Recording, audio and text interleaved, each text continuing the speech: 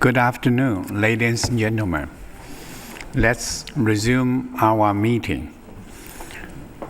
Panel 2 is about Sino-US relations.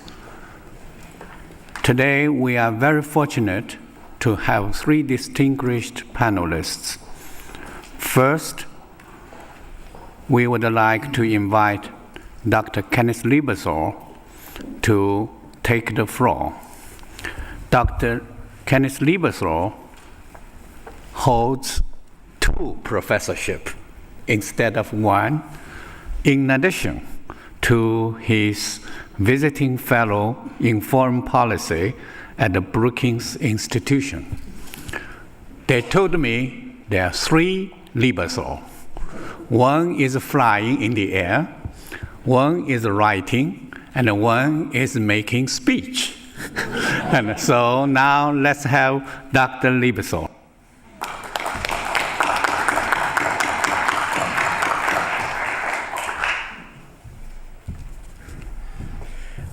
Thank you very much. It's really a pleasure to be at this conference. I've thought the morning sessions were fascinating and really enjoyed them. It is always an enormous pleasure to be with an old friend, Yang Miang, as part of a program. I've been asked to do a kind of broad scene setter for where U.S.-China relations are headed and why. And let me begin by commenting that I think that the Bush administration did a very good job in developing U.S.-China relations, so that as of the end of that administration, I would argue that our relationship with China can accurately be characterized as mature, wide-ranging, constructive, and candid, which is to say it is well institutionalized. The leaders talk to each other and see each other regularly. We've learned how to contain the problems that we have to come to grips with, so that no single issue spills over into other areas and creates problems for the entire relationship. And both sides have learned how to raise sensitive issues and do so in a way that conveys respect while also communicating where the problems are that really need more attention.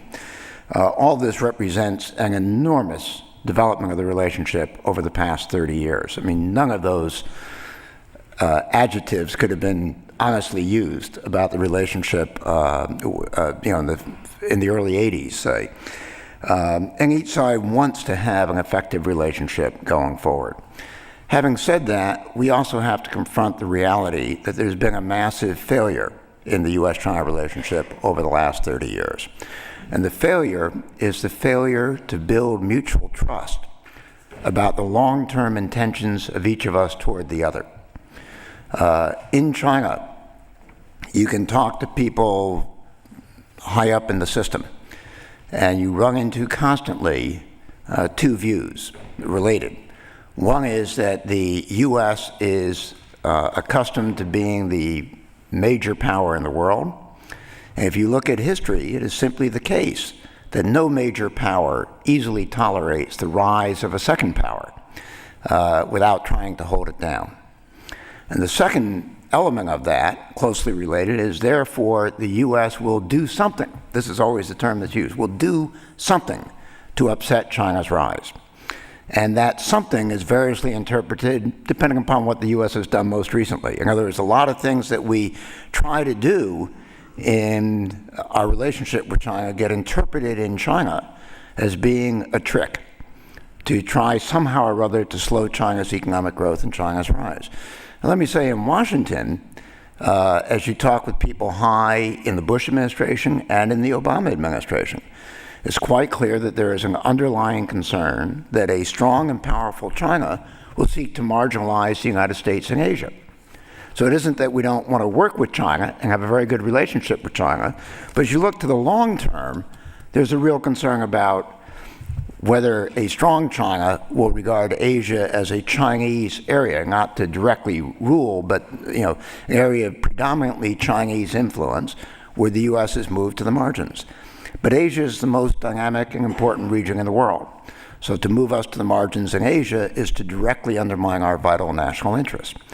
So on both sides here, we have some real concerns, and the problem is that those concerns are over the long term, and they concern intentions. So how do you credibly address those issues, right? How do you credibly say 15 years from now, we do not intend to marginalize you in Asia, or we do not intend to hold you down in the international system? That's an issue, frankly, that neither side, in my view, has devoted enough attention to date. Now, let me begin to look forward now. Again, stress that the U.S.-China relationship is mature, wide-ranging, constructive, and candid, has a solid base, but with a long-term weakness underlying it. Looking forward, first of all, President Obama, until he met with Chinese Foreign Minister Yang Jiechi in March, had, to my knowledge, never once spoken face-to-face with a senior Chinese official in his life. I say that simply to highlight that the president is forming his views of China this year. He's forming his views of China by trying to work with the Chinese side in a period of global crisis to try to get some things done.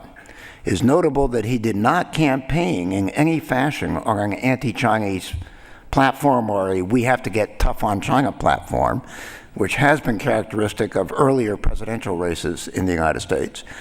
And he's a very pragmatic and intelligent individual. And I am certain that his view of China is we share a lot of big problems that we need to address.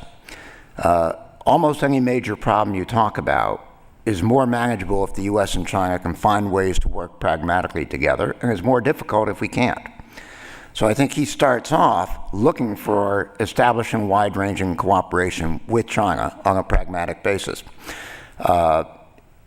If he feels that the Chinese are responsive, when I say responsive, I don't mean simply accept President Obama's views, but are capable, engaged, and pragmatically recognize where we can work together, then I would anticipate this will do a great deal of good for U.S.-China relations going forward. If he doesn't get that impression, he's shown in everything else he's done that he's someone who cuts his losses very rapidly and moves on to another approach. So I imagine that it could spell trouble for U.S.-China relations. So I think this year is actually a very important year as he gains some confidence in his judgment as to what can be done with China and how do you get it done most effectively.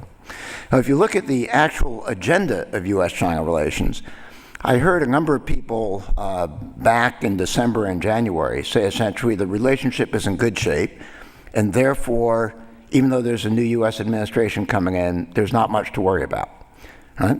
I happen to disagree with that, in that I think that the agenda that we've had to date will carry forward. None of the major items will be dropped, but there are a couple of very big items that are being added that I think will actually shape the relationship going forward.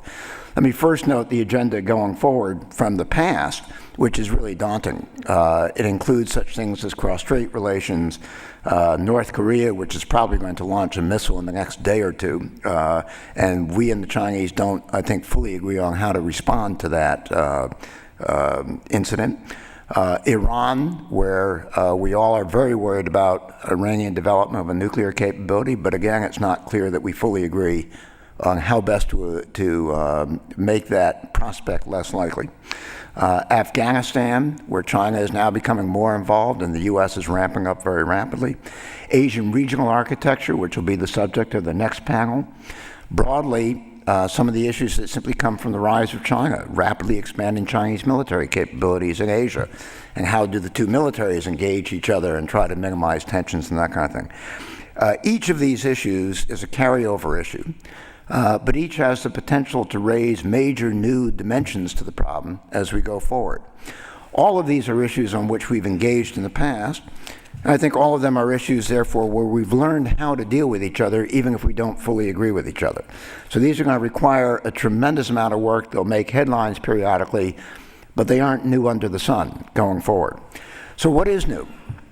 I think they're, in a fundamental sense, the new element of our relationship is this year, for the first time, issues that are critical global issues are moving to the center of the U.S.-China agenda. In the past, we've taken up global issues, but it's been generally because we're both members of the UN Security Council with veto power and that kind of thing. So we've engaged on them, but they haven't shaped the US-China agenda. They've been marginal to that agenda. Now they're moving to where they're central to that agenda. And to my mind, the two big ones on the agenda right now are the global economic crisis and the issue of global climate change. So let me make a few comments about each of these. In terms of the economic crisis, the US and Chinese economies are literally joined at the hip. You cannot, I mean, we all know about the economic and trade relationships, but you cannot understand President Obama's stimulus program without building in his calculation that China will continue to be receptive to increasing its holdings of US debt instruments. If not, that stimulus program is going to be much more expensive than current budget calculations indicate.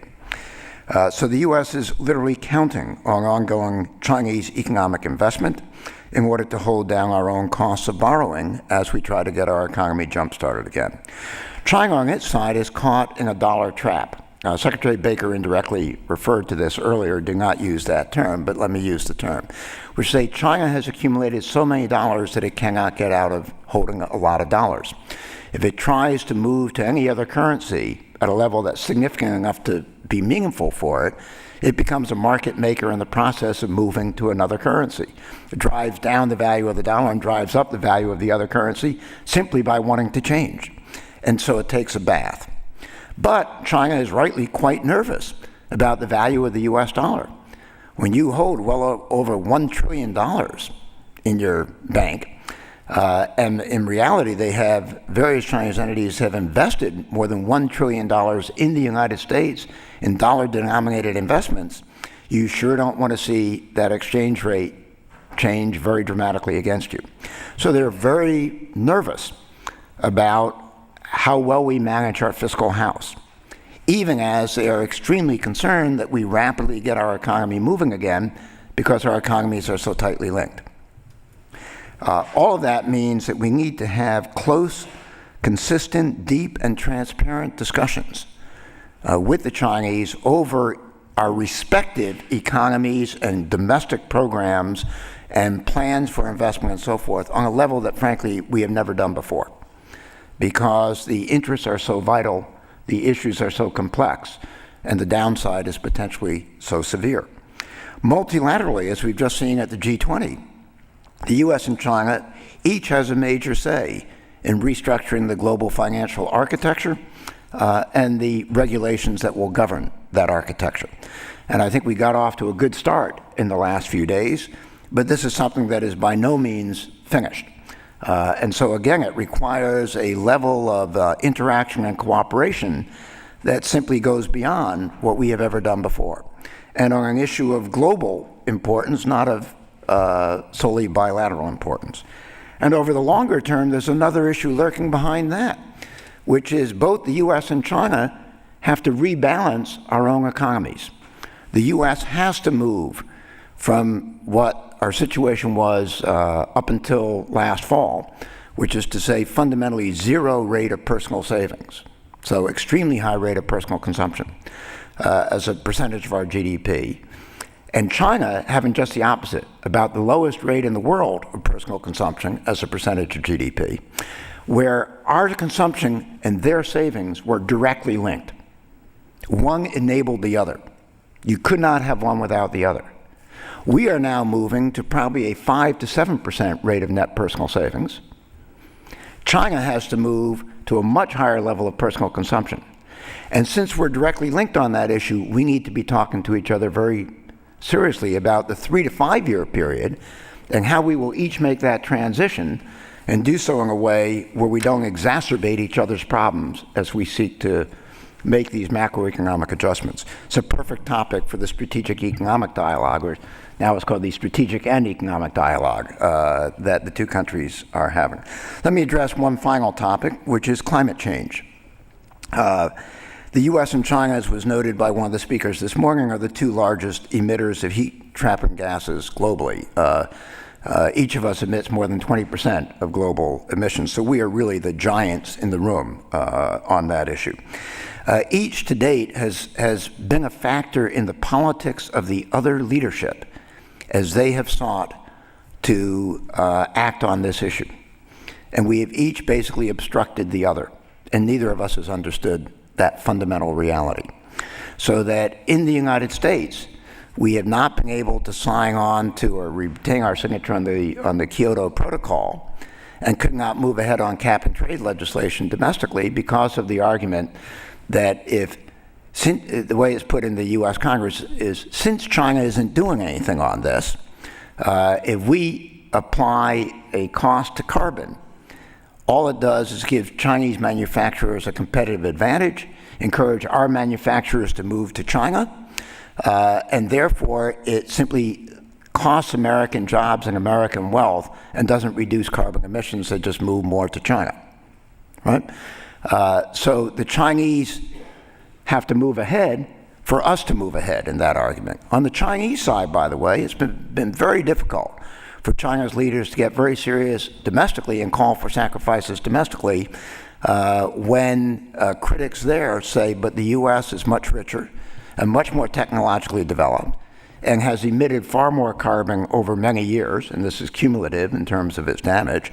So how can you ask us to sacrifice when they aren't doing anything?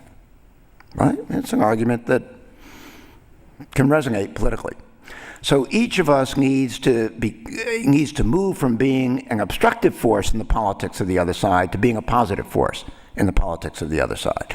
Now, this issue is now moving to the center of the relationship, as I mentioned before. I think it is for say 3.5 reasons. The three full reasons are, one, that President Obama is in this case the opposite of President Bush, which is to say that President Bush thought that this was not a major issue. And insofar as it is a major issue, the private sector should resolve it through technology investment and that kind of thing. The government's role should be small. President Obama thinks this is an utterly critical issue, probably the greatest national security issue we face, and the government has a critical role to play in addressing that. Secondly, the Chinese leadership now recognizes China as being one of the countries most vulnerable to the ravages that come from climate change. And they put out a white paper on this last August that was really quite startling in analyzing the damage to China already from climate change and what some of the projections are, which are really quite sobering. And thirdly, we have the international pressure because we have the Copenhagen meeting scheduled for this December, which is intended to adopt a new framework agreement to replace the Kyoto Protocol when that expires in 2012. And so there's a lot of international pressure on both of us because we're seen as the biggest players out there. So if the US and China can do something, the rest of the world will move ahead much more effectively. If not, then we're all in serious trouble. The half reason is, remember I said 3.5, is simply the scientific community is virtually unanimous in finding not only that climate change is real and dangerous, but in every new study that it is occurring more rapidly in more unexpected and consequential ways than was felt even a year earlier. So that there's a greater scientific momentum behind all of this. I think that the US and China will very likely seek to sign a clean energy partnership when President Obama visits Beijing in the second half of this year. There are lots of complementarities between our two economies and capabilities. This is not a win-lose. This is a win-win if it's structured properly. And if the two of us can figure out ways to work together on this issue, it will have enormous global resonance. And as was playing off of something that was raised this morning, it isn't the two of us exclusively working together, but we can develop things that then serve as partners, as platforms for multilateral efforts, very much by the Japanese, Europeans, Australia, and others, so that really a lot can happen, but our capacity to work together becomes key. Now, climate change, hopefully unlike the economic crisis, is inherently a decades-long issue. So we can develop substantial cooperation around clean energy, which is just core to the climate change agenda. We are developing cooperation that goes to the core of each of our societies. There's nothing more central than energy is to every dimension of society. And it's cooperation that is inherently one that will last several generations. And if you want to build mutual trust, expectations about the future that include the notion of cooperation with the other, this is the ideal kind of issue on which to, that can contribute to that. So let me sum up by just making a few key points. One, U.S.-China relations were in good shape at the turn of the year, but they are by no means static going forward. The holdover issues or legacy issues or ongoing issues, however you want to characterize it, remain critically important and will need to be managed very well. I would argue we know how to manage them, but that doesn't make them easy to manage. So we'll have to keep working on these. Yang Jiemin will remain very busy, and so will his institute advising the Chinese government on all of this. But I would argue that the most critical global issues are, for the first time, moving to the center of U.S.-China relations. And I believe those are the issues that are really going to shape the long-term relationship going forward. And the implications are quite clear, that these issues may move U.S.-China relations to a new level of cooperation, of importance, and of depth, and in the process over time develop or nurture greater trust between the two countries. The converse is also true, though. If we seek to engage on those issues and find that we really cannot get comfortable with each other on them, then they're going to move U.S.-China relations in the opposite direction and increase mutual distrust and make these other legacy issues even harder to manage. So I think 2009 is going to be a very important year in determining the long-term future trajectory of U.S.-China relations. And so when we say America and China the next 30 years, I think it's not inappropriate to spend a lot of time focusing on 2009, because I think that's going to tell us a lot about what the next 30 years are going to end up looking like. Thank you.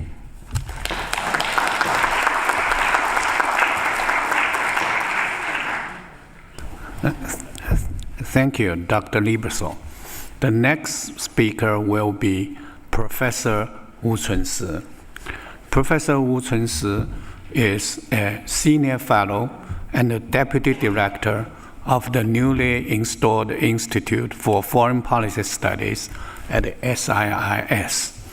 She is a specialist on U.S. foreign policy in general and arms control and outer space security in particular. It is hardly imaginable a nice lady like her to do a very hard job. Dr. Wu, please. It's really my great honor to have this chance to present my opinions here. And after Professor Liebersohn's presentation, and especially after this morning's keynote speech on China-U.S. relations, I really feel there's a very little room that I can make some points. So here I want to just present some of my own observations about China-U.S. relations, about what is Chinese researchers, scholars' judgment on the international environment and the new U.S. administration's foreign policy, and what's the influence to the future China-U.S. cooperation. So it has been 16 years for the new China and the United States to interact with each other. For the first half of the 60 years, China and the United States had no official relations, basically for ideological difference and because of the difference of political system. And in the next 30 years, they put aside ideological disputes and started cooperation on counting the expansion of former Soviet Union. In 1990s, however, the disappearing of the Soviet Union weakened the foundation of strategic cooperation between China and the United States, and the bilateral relationship shows seriously unstable, and for several times it even faced the danger of setbacks. After 9/11, China and the United States recognized the importance of the cooperation between these two countries and stabilized and pushed forward their cooperation. Now, after more than 7 years steady progress, China and the United States, I think, received a new moment for developing the relationship. How to view the current chance for the bilateral relations and what we can do in the future are the questions the presentation tries to figure out. So firstly, I would like to introduce my judgment, my view on China's judgment on international environment and U.S. policy. And I think everybody knows that we are now at a severe financial crisis. And China believes that this is an event that will influence the world tendency. Firstly, the financial crisis proves again that the world is in the age of globalization, and the crisis of anti-globalization or deglobalization are just the reactions to globalization. Globalization brings about new factors to international relations.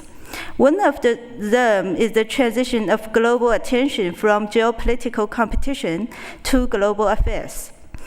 With more dimensions being added to security considerations and non-state actors believed to play more important roles in international affairs. Major powers notice that they have more common ground on non-traditional security issues and global affairs. Globalization provides an opportunity for major powers to go beyond their zero-sum competition in Cold War and push forward their cooperation. The 2008 presidential election campaign in the United States, to some degree, can be regarded as a debate on the orientation of U.S. policy in future. It seems that the mainstream of U.S. strategists recognize that the major challenges the U.S. faces in future come from globalization. Therefore, there appeared many papers, reports, and articles in the election proposing new strategies for the next U.S. president on the issues such as climate change, energy dependency of the U.S., financial vulnerability, anti-terrorism, and the preventing of proliferation of weapons of mass destruction.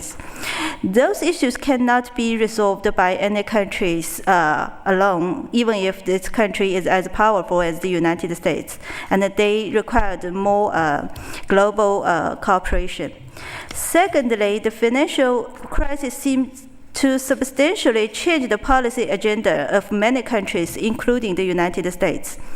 It is clear that the Obama administration must put economic affairs at the first top of its agenda.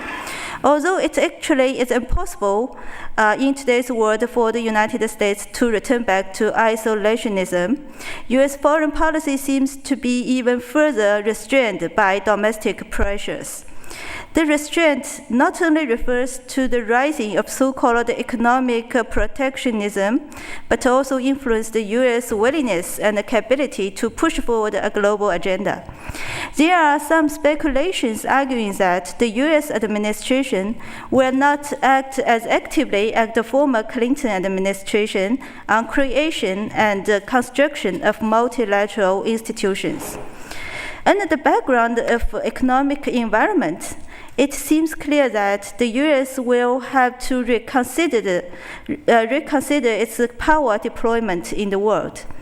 The U.S. has to free itself from the strategic constraints of the Iraq War, and it seems reasonable to see the U.S. transfers its focus of countering terrorism from Iraq to Afghanistan and to the area along the Afghanistan-Pakistan border. However, that the U.S. adjusts its policy focus from Iraq to Afghanistan and mutes the rhetoric of the Bush administration war on terrorism should not be explained as that the U.S. will retreat from Middle East or that anti-terrorism has been irrelevant to U.S. Foreign and security strategy. Actually, terrorism and the combination of terrorism and the proliferation of weapons of mass destruction are concerned by the U.S. as the most dangerous threat. The Obama administration just tried ways different with the Bush administration to settle Middle East affairs and protect the U.S. from terrorist attacks. Therefore, it seems that the Middle East still is the strategic gravity of the U.S. foreign policy. At least in the first few years, the new U.S. administration cannot redirect its geopolitical priority from anti-terrorism and the Middle East to East Asia. Thirdly, China learned from the crisis that the international system is at an important crossroad for change. In the past years, there have occurred a group of countries which have a large population, big markets, and important political influence, but whose interests have not been well presented by the international system. The financial crisis on one side really badly influenced all countries' economic development, including China, but on the other hand gives the international system a chance to adjust itself to accommodate the emerging powers. The U.S. is still the leading power in the world, although its economy was seriously hit by the financial storm. The U.S. would like to adjust the existing international institutions to help it get through the financial crisis.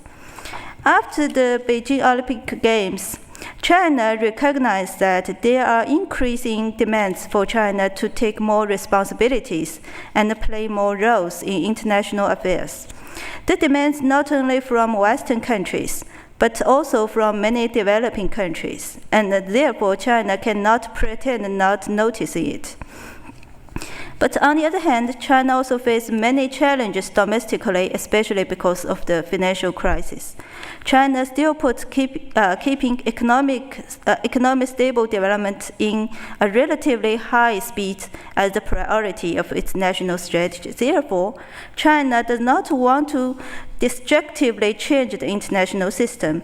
To maintain a stable and healthy international system is the common interest of China and the United States. So after having analyzed China's judgment on current international system and the U.S. Foreign policy, I think we need to know where China cooperation now for the further figure out future cooperation of the two countries.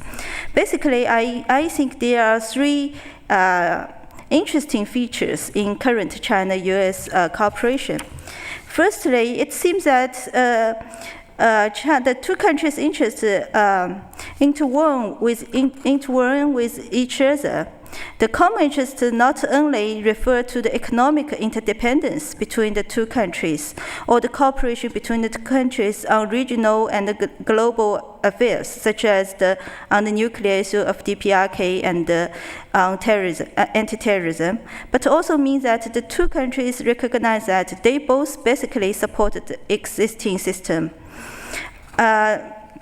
The Obama administration generally sees China as an opportunity rather than a threat, and wants to establish a positive and comprehensive partnership with China. It seems that China and the United States emphasize more on the common grounds of their relationship. Secondly, China-U.S. cooperation has gone beyond the bilateral dimension. It is very interesting to see that currently the two countries have a lot of cooperation and coordination on global and regional affairs, from financial stability, climate change, to North Korea and Iran nuclear issues. It seems that China and the United States can find more rooms to coordinate their policies. But on the other hand, in bilateral relations, there are still some very important differences between these two countries. For example, in the economic and trade area, China considers very much about so-called protectionism in the United States. And in human rights issues, China and the United States also had differences. And in addition, the United States highly suspects the military modernization of China. And lastly, there is also some,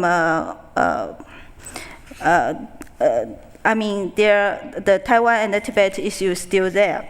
So, no any traditional problems between China and the United States disappeared, although the mainstream of the bilateral relationship is good.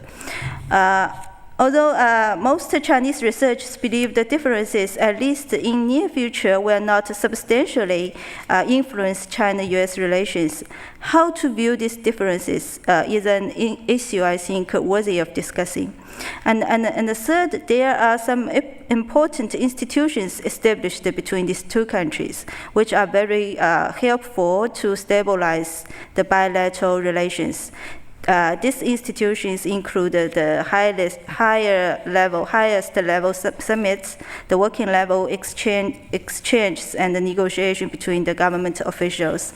At the G20 summit in London, President Hu Jintao and President Obama announced the two countries will set up an arrangement of strategic and economic dialogues. So. It is no doubt that this frequent and timely contacts with each other are very useful and helpful to reduce the misperception between the two countries and can prevent some disputes and conflicts from escalating. So after having understood the positive and the negative sides in current China-US relations, I think China and the United States communities should discuss more about what the real problems still obstructing the deepening of China-US relationship and how to overcome them. I think there are two things very important. The one is that one has some relations with the serious so-called tragedy of big powers. It is just like a kind of curse, I think, hovering over the big powers relations. The theory basically is a reflection of the power politics according to realistic understanding to the world. And the development of mutual interdependence in the world and globalization, I think to some degree will reduce the credibility of the theory. But on the other hand, China and the United States need to do something to convince the world that they do not need the geopolitical competition to support their common development. A central issue here is, of course, the energy and the resource issue. And the two countries need to carry out more dialogues and even common research programs on how to make some institutional arrangements to ensure they both can enjoy the development and the peoples can have a comfortable life. Secondly, I think the contrast between cooperation on global and regional affairs and the difficulties in bilateral relations may reflect many things. But one of the important reasons to me is that there still are some weaknesses in China-US communications. We now have quite frequent high-level exchanges. We have established many mechanisms, and there are also a huge amount of daily person-to-person exchanges between China and the United States for education, for business, for travel, and for other purposes. Although I think ordinary people do not directly join policy making, they do have their interest in requiring their government to keep the relations good and stable, and therefore ordinary people also a stabilizing force in bilateral relations. However, after having noticed so many exchanges established between China and the United States, I feel that mutual understandings between each other is still limited. A very important reason here is that the governmental or high-level understanding between the two countries have not effectively penetrated into the two societies. China-US relations basically remain government-to-government relations. What we need to do is to help the two civil societies to know better, understand and accept each other. In the age of globalization, I think civil societies must be playing important roles in national life. So in conclusion, I think the current China-US relations are in good shape, and both governments put high importance to the relationship and are determined to push forward the cooperation.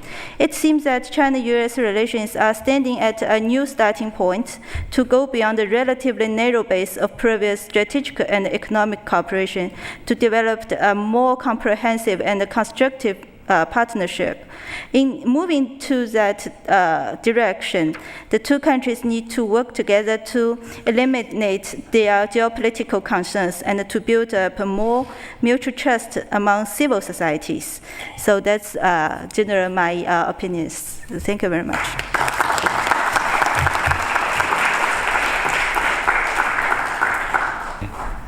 Thank you, Dr. Wu. The next speaker will be Dr. Stephen Lewis. He is the Baker Institute's Fellow in Asian Studies and a faculty advisor for the Jesse Jones Leadership Center Summer in DC Policy Research Internship Program. He's also a professor in the practice at the Child Center for Asian Studies at the Rice Universities.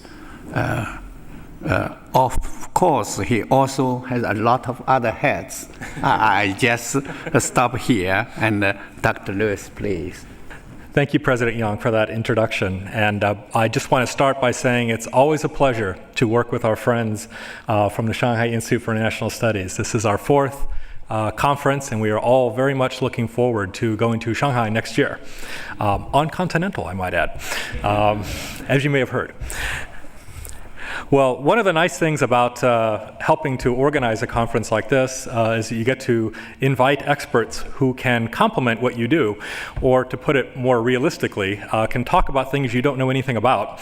And so I thought that I would talk a little bit about some of the problems that we may need to face in the future of Sino-American relations going down the next 30 years, but in particular to focus on more kind of the public aspects of it. And so having two top experts talk about the government relations and the international relations, I don't have to I don't have to pretend to be an expert where I'm not an expert, and instead focus on, I think, some of the unique research that we're doing here at the Baker Institute and working with some of our networks of scholars that we work with in Asia to talk more about kind of the informal and the local and the social, cultural aspects of international cooperation. And I certainly agree with all of the speakers this morning, Secretary Baker, Secretary Kissinger, and Ambassador Zhou, that if we look back on the last 30 years, both America and China have benefited greatly from the normalization of relations. And we can only look forward to much more very fruitful and profitable research as we go forward. And I also think that, as we can also see, having heard these former statesmen and also advisors and people from policy think tanks, it's very clear that both of our governments are working very, very actively to try and work together more effectively to solve some of the shared problems. But as a scholar, particularly a political scientist who looks at the nature of publics and communities and organizations, I think we have to step back and ask a very important question. And that is, can the Chinese and American people work together to solve the problems they will encounter in the next 30 years? And I don't mean this as a kind of debilitating question intellectually, in the sense that we shouldn't just throw up our hands and say, oh, Chinese and Americans are too different.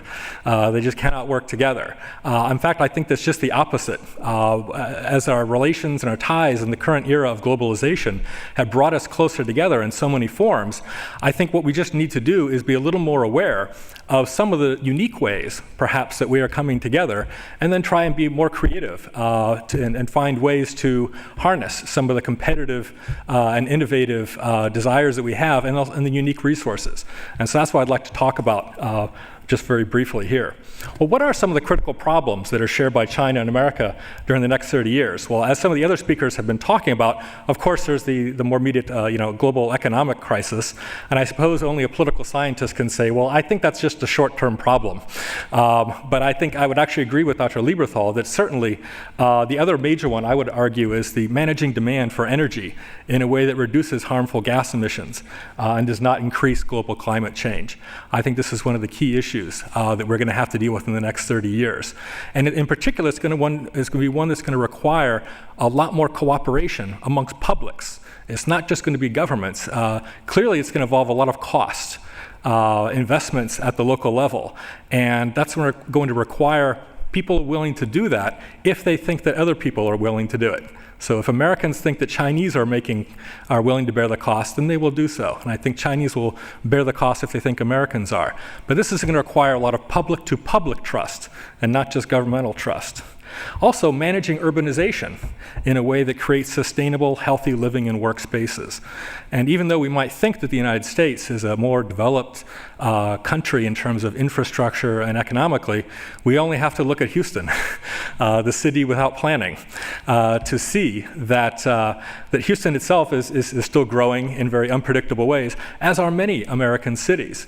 The growth of suburbs and without necessarily transportation infrastructure. This is all a sign that we also have not quite figured out what is the best way for our cities to develop. And of course in China, China is hundreds of millions of people are moving from the countryside into the cities. And this is only going to continue over the next 20 to 30 years. And so the question is, how will they do so? What type of cities will they move into? And that's why I think the Shanghai government has been particularly wise in making this the main theme of the Shanghai Expo for next year. So we're going to Shanghai next year to study and to talk about how cities will develop in a sustainable way. And I just want to point out that this is immensely important if we look at the history of economic development of other countries. We only have to look at the World Expos in the United States. Shanghai is the first one in a so-called developing country, but in the United States we have the St. Louis World Expo in 1904, the ones in Chicago, and of course in other major cities. And if we look back at American history, most of the things we think of that are kind of the sign of cosmopolitanism or of advanced and comfortable living, working spaces like public libraries, modern hospitals, children's education, a lot of these were introduced at World Fairs. And so I think we can expect that what happens in Shanghai next year is not just all these foreigners who are going to meet with a few people in Shanghai. It's not like the Olympics. There are going to be tens of millions of people throughout China who will be going to Shanghai to not just talk with foreigners, but talk amongst themselves. So people from Tianjin will be talking to people from Shanghai and Guangzhou. And so it'll be, they'll carry back ideas with them, because that's the whole topic, the whole reason for being there. And I certainly hope Americans also be sure and turn out in force and participate fully in this. And then finally, also just managing trade and travel in a way that controls the circulation of harmful organisms and hazardous materials and products. So we only need to think about SARS, bird flu, tuberculosis, and then of course all of the little critters that go around in the bottom of ports, in the ships, and end up in ports. And this is true in China, it's true in the United States. There are all kinds of unpredictable things. And so these are some of the same common problems we're going to have to deal with as globalization continues. Well, fortunately, we have a lot of work underway dealing with some of these. In the near term, as some of the other speakers have mentioned this morning, and particularly the energy, Amy Jaffe and others, mentioned that we're trying to bring together all of the major oil-consuming countries in particular, including China and the United States, since both of us are dependent on world supplies of oil, to bring them into the International Energy Agency in some form. So bringing China into multilateral international organizations that coordinate national energy supply and security policies is very important. And then, of course, as Dr. Lieberthal also mentioned, bringing into multilateral organizations that deal with environmental change and energy demand management policies will also be very important in the next few years, and the Copenhagen talks in particular. And then finally, as some of the other speakers mentioned, reforming the bilateral American and Chinese governmental interactions, the strategic economic dialogues is very important. But I would also suggest that just having more and more government officials from the United States government and China in each other's capitals. We've seen this progression since the 1990s, when the Clinton administration and the Jiang Zemin and the government in Beijing began to have conferences bringing together officials, several times a year. But now we actually have more officials from the Department of Energy who are staying all the time in Beijing, or the National Development Reform Commission who are staying all the time in Washington. So having more officials on the ground is increasing that kind of daily contact, and that's a very good sign. But then the long-term problems, however, I think that clearly the task is focusing on future generations, the people who are going to be actually solving these problems 20, 30 years down the road. So making sure that they have the resources, the technology, and the ideas necessary to solve all of these problems is important. And of course, as the other speakers mentioned, universities, think tanks, academies, and schools are at the forefront of this. But then the next question is, do those people, the next generation, do they actually have experience working with each other? So we need to find ways to give them more opportunities of Americans and Chinese to work together, such they find new ways to solve the problems that might encounter in the future. And Dr. Lieberthal and David Sandilow, also from Brookings Institution, have a report, which I recommend you read, on cooperation between the US and China on energy and environmental issues. And in it, they propose something like a youth corps. And a lot of people have been talking about this, particularly as you may know, just very recently in the United States, we've increased the funding for AmeriCorps by threefold. So it's very likely we'll go from about 75,000 people in AmeriCorps alone up to maybe 250,000 people. And it's a very good time to take the next generation, particularly in a downturn in the economy when jobs are harder to find anyway, but to take advantage of this very strong interest in volunteerism and dealing with some of these long-term social and global problems. So let's take advantage of that. And so that's one example where we can actually work together.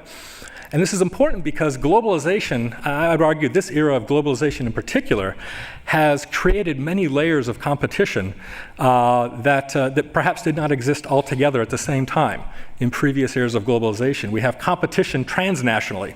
Think about corporations transnationally, or people competing for jobs all around the world with each other. But then also competition with national populations and then local populations, both competing with each other and then with other populations. So Shanghai is competing with Tianjin, and both of them are competing with Houston. And this is maybe one of the unique aspects, I would argue, of this era of globalization. So we have to ask, to come back to my main question, how and where are future generations of Chinese and Americans going to learn how to cooperate with each other and work together to solve critical shared problems? Well, clearly we can't shut down the global economy and globalization and say, sorry, no more competition, it's all going to be cooperation. That would be nice, but it's probably not very realistic. So we need to find a way to take advantage of the competition to increase cooperation. We need to be a little more innovative, I think. And part of that, I think, it means recognizing that there are other ways that people are coming to think about each other as part of groups. And so here I'm going to talk just very briefly about some of the research here at the Baker Institute. Our Transnational China Project has looked at the growth of a Chinese middle class across Chinese societies around the world, and how that's happened under liberalization and globalization, opening up to the global economy. And what I think it shows is that Americans and Chinese are both being told to think of themselves as members of a community of consumers who live, shop, and travel in spaces that are simultaneously transnational, national, and local. Okay, so we are actually coming together, but it's first of all as consumers. Okay, let me give you some examples of that. Americans and Chinese are not picking up textbooks and being told you're just like Americans or you're just like Chinese. However, there are people telling them, no, you really are just alike. And who is that? Well, Toyota. Okay, Toyota is telling us we're all alike.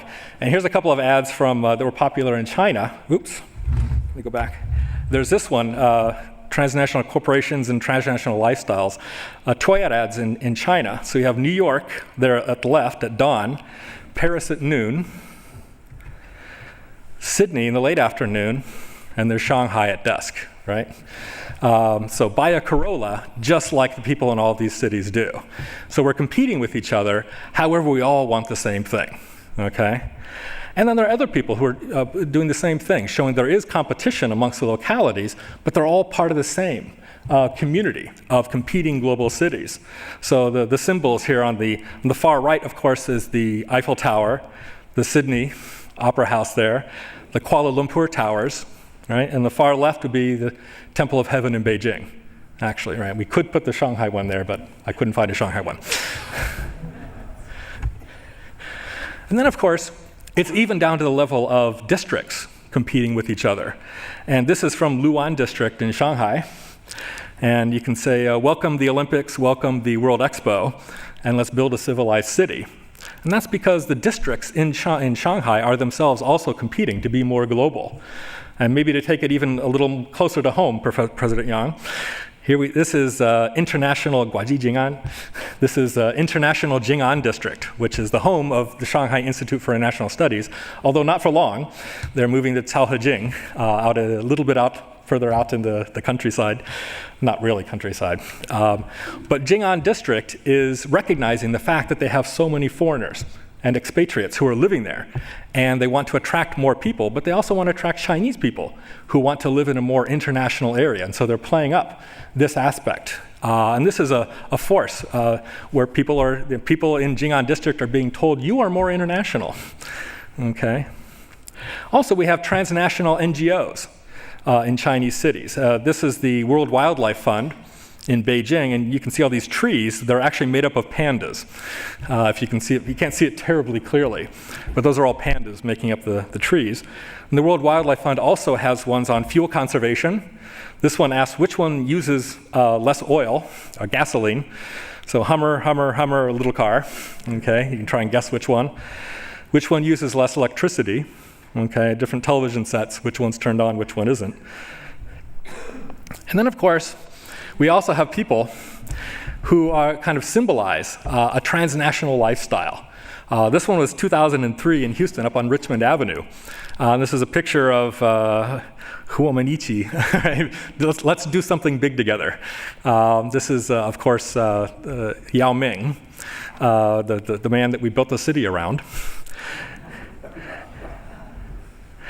And so I think what this shows is that we have actually a lot of very powerful actors, including corporations and governments, who are all trying to persuade us that we are part of these transnational, national, and local communities all at the same time. However, we have to caution that a lot of research suggests that national identification is also still very strong, despite decades of globalization. Let me just give you an example. This is how do Chinese people view working with other countries to solve energy problems? And so we worked with a company called Horizon Survey Research to do surveys in 2004, 2005, asking people in Chinese cities, 8 Chinese cities, which countries should China be working with to solve key energy issues? And a whole range of issues. You can look around the list and you can see everything from securing transports of gas and oil, developing energy infrastructure, clean technology, education. And we found is that Japan was the country most people in China thought as a paradigm for energy education, for recycling technology, home use, more energy conserving appliances, and then also more energy efficient cars as well. The United States, they mainly looked at for anything dealing with international negotiations, geopolitics, and energy supplies, assistance for developing energy infrastructure, perhaps investments, but then also power generation technology. So those General Electric ads must have been working. In Russia, they mainly looked at Russia as a place to get oil and gas. Okay, and a common shared base there, mainly as a supplier. And I think what this shows us is that even though people don't necessarily have a lot of information about international relations on energy, they clearly have some ideas about that, and they think about them nationally, particularly when it comes to supply issues.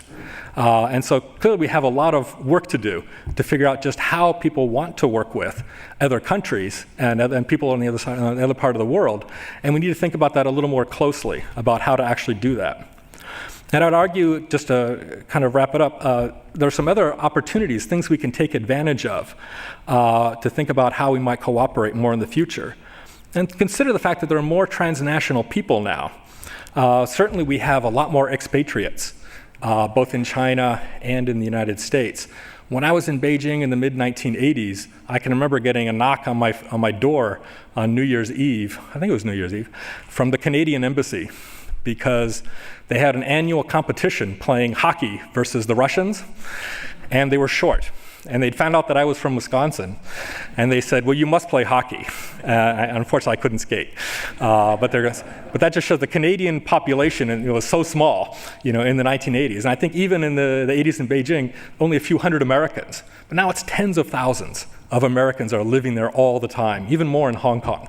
Okay, there's a large permanent community there. And of course, we know that's also true for China and the United States as well. There are also alumni organizations.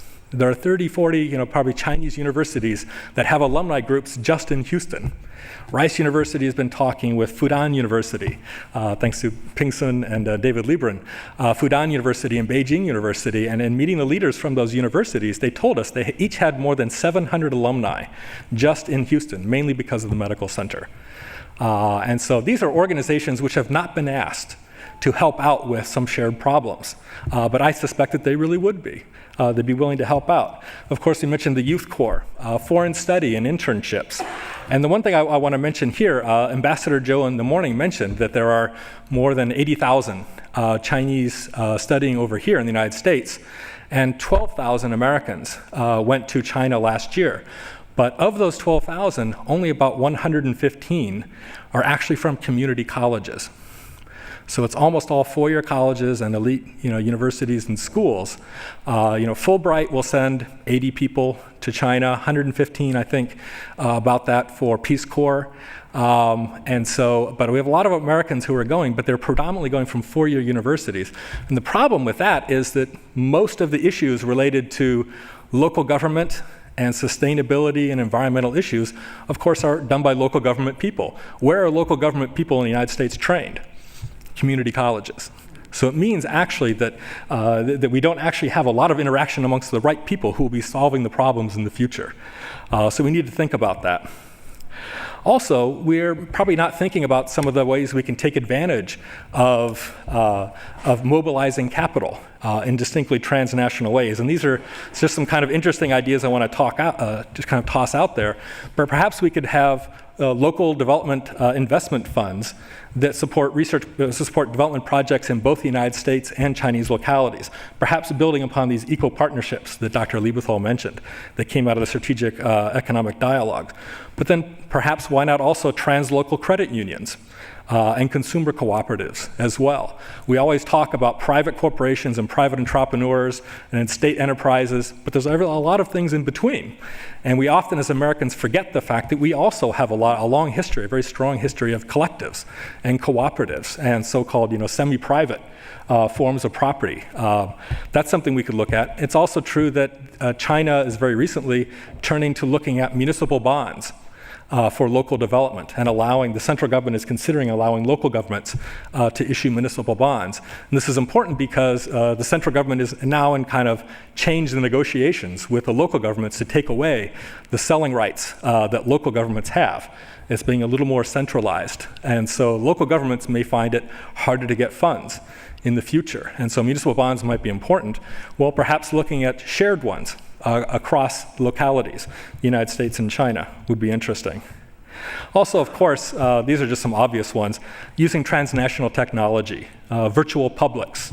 As Dr. Wu mentioned, we need to recognize that civil society is becoming more international, more transnational. Clearly, especially since future generations are going to be communicating more internet, electronically, we need to think about ways to take advantage of that, perhaps even transnational town hall meetings. Also, I would argue there's some other unique assets we can bring to the table and talk about with our friends from China. One of them is consider the fact that both China and the United States have public service ad quota requirements, such that both the China and the United States, if you are broadcasting within a locality, you have to save a certain amount of time for public service ads. Well, we could dedicate some of that time for specifically the type of cooperation between the United States and China, perhaps on environmental issues and sustainability issues. Sharing survey research and sharing symbols. We can ask Yao Ming to help. I'm sure he'd be happy to help. Okay, so finally, I just want to, just to emphasize that we need to exploit all of the ingenuity and the creativity and common desire for innovation that we as Chinese and Americans share, and also, as I said, consider ways to cooperate even as we compete. That's the hard part. And I think part of that means finding ways for future generations to not just give them the tools and the resources, but also finding ways for them to actually live and work together to actually solve the problems. So, thank you.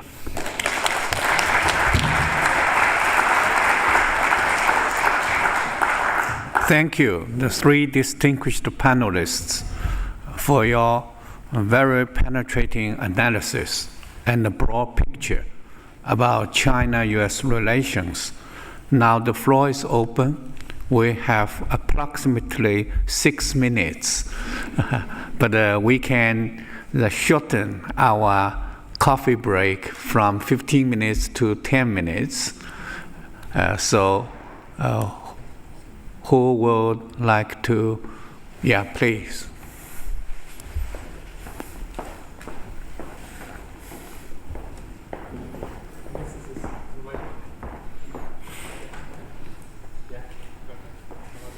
Do you want me to just talk? Okay, there you go. Great, thanks. This is more of a question for Dr. Lewis, but I guess anybody could answer this if you feel like you have an answer for it. Recently, my high school that I graduated from 3 years ago has started teaching Mandarin at the middle school and high school level and phasing out French and Spanish, or at least moving it to a lower level. What do you think about the growth of Mandarin teaching, not just at universities, but at elementary, middle school, and high school level, and how that can help relations between the two countries? Oh, I think it's essential, and a lot of the American cities that are a little more progressive and forward-thinking have already started K-12 programs. I think Portland, Chicago Public Schools has talked about it. I don't think they've actually implemented it.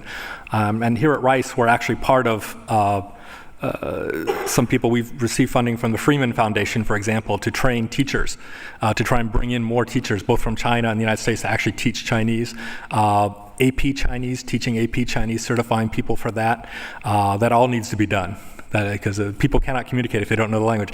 I think actually it's even trickier than that, in the sense that it's not just Mandarin they need to know Shanghainese, they need to know Cantonese, and so that's why people need to be actually over there as well. And Texan, they need to know Texan as well.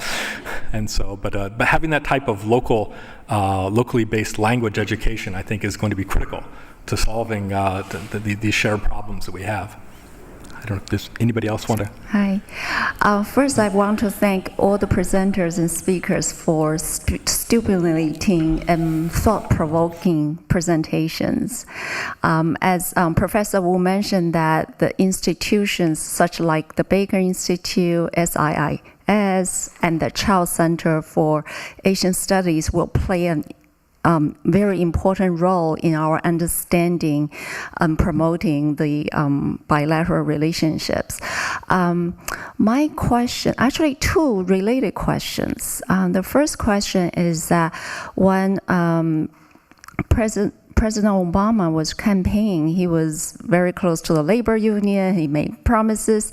Do you think that might lead him to a little bit more protectionist policy in terms of foreign policy, especially toward China? And the other thing, as Professor Lieberthal mentioned, China is a society of savers, and America is a society of consumers.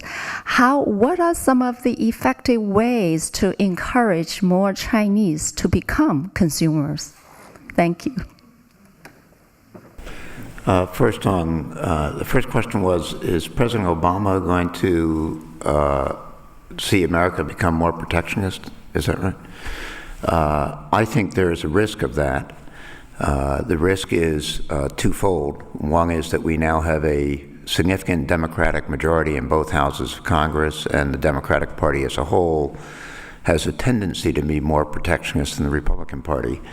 And secondly, when economic times are as tough as they are, protectionist measures can be politically very powerful. And so politicians will sometimes yield to those kinds of pressures. But I think the president himself is not a protectionist. I worked on his campaign on the Asia strategy group that advised him, and what he would tell us is that the way he put it was, in my, oh wait a minute, is this on the record or off the record? It's on the record. It's on the record. Well, anyway, I don't think he is protectionist, and I think if you look at the way he handled the stimulus program passed by the Congress that had some Buy America provisions in it, he made sure that what actually passed was compatible with the WTO and is committed not to violate the WTO as he moves forward. So I think he recognizes full well that protectionism produces a lose-lose, not a win-win. But he does want trade to be more environmentally sensitive and also to have greater regard for who benefits from trade socioeconomically in each country.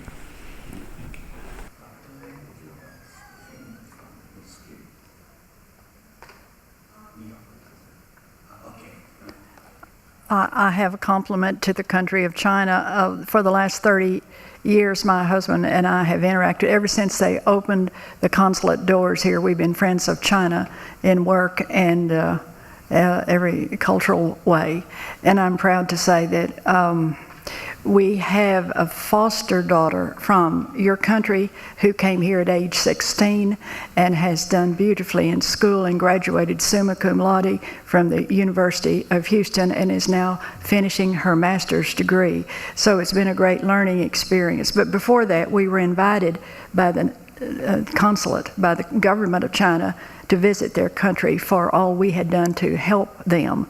Then later on, we were asked to take on the responsibility of Chow Dun Meo. So I wish she were here today. She's a beautiful young lady and extremely smart and a great representative from the People's Republic of China. And I thank all of you all for coming. And I wish all those other Chinese people were here right now to hear what I just said.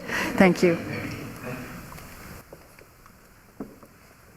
Yeah, thank you very much for coming today and excellent speech. And I'm a student here in Rice. Actually, I'm from mainland China.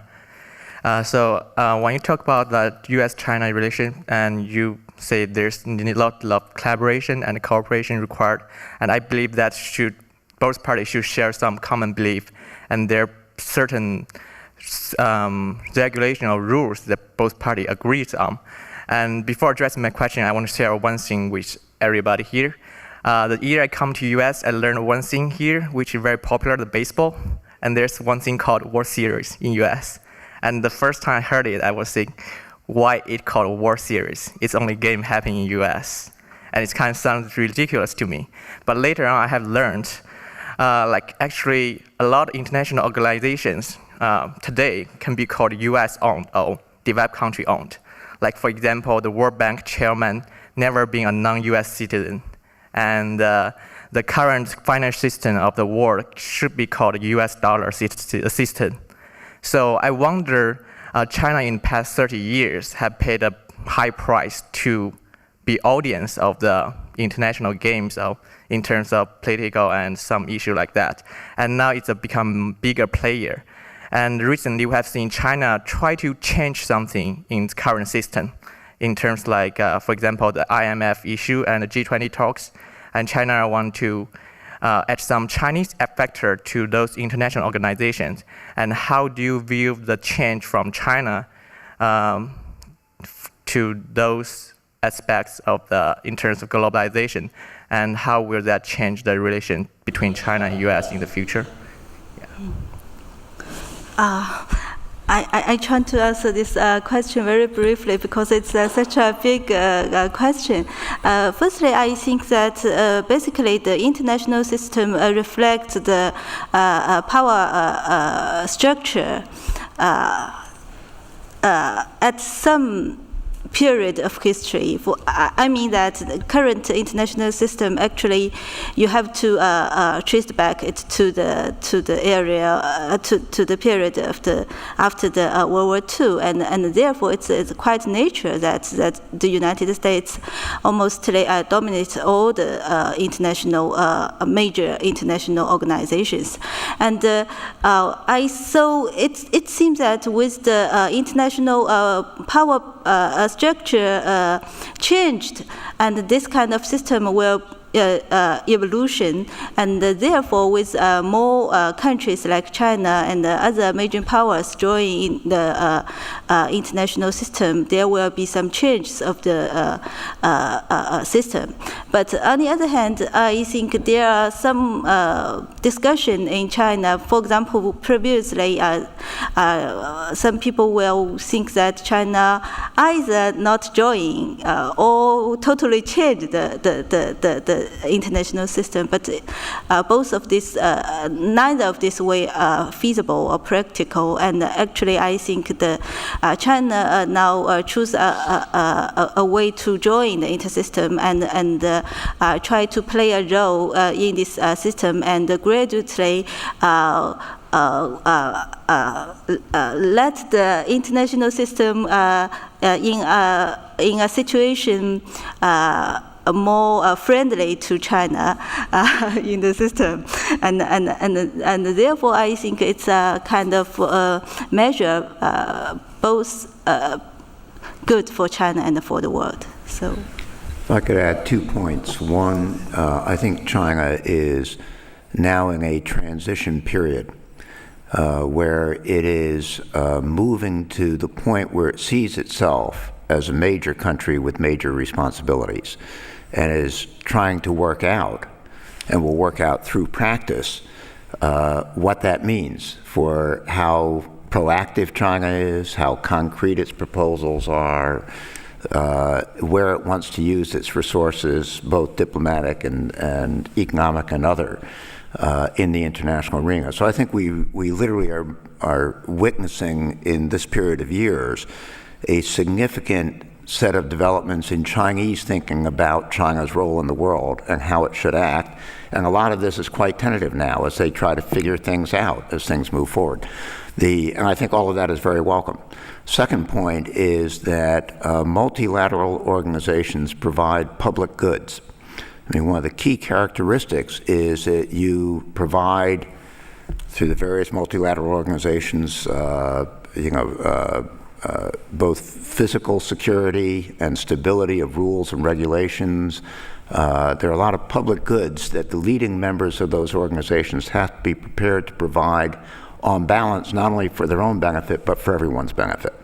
And so one of the big issues for China, which prospectively is one of the most important countries, is whether China transitions to where many of its people and its leaders see the provision of global public goods as in itself a necessary part of what China does in the international arena. If so, I think the U.S. would be very comfortable with a much larger Chinese role. If China moves to play a major role but skews everything to a more narrow definition of China's interests, then I think inevitably not only the U.S. but many others will have some concerns about that. So we'll have to see how things develop, but to my mind, that's the way I would think about it analytically. So, okay, very briefly. The subject was space law, which you mentioned as being a particular background, and I was curious for your comments, one as an area for opportunity of cooperation, but also if you would comment on what was learned and what was the intention, I believe about 2 years ago when the satellite was blown up by your own.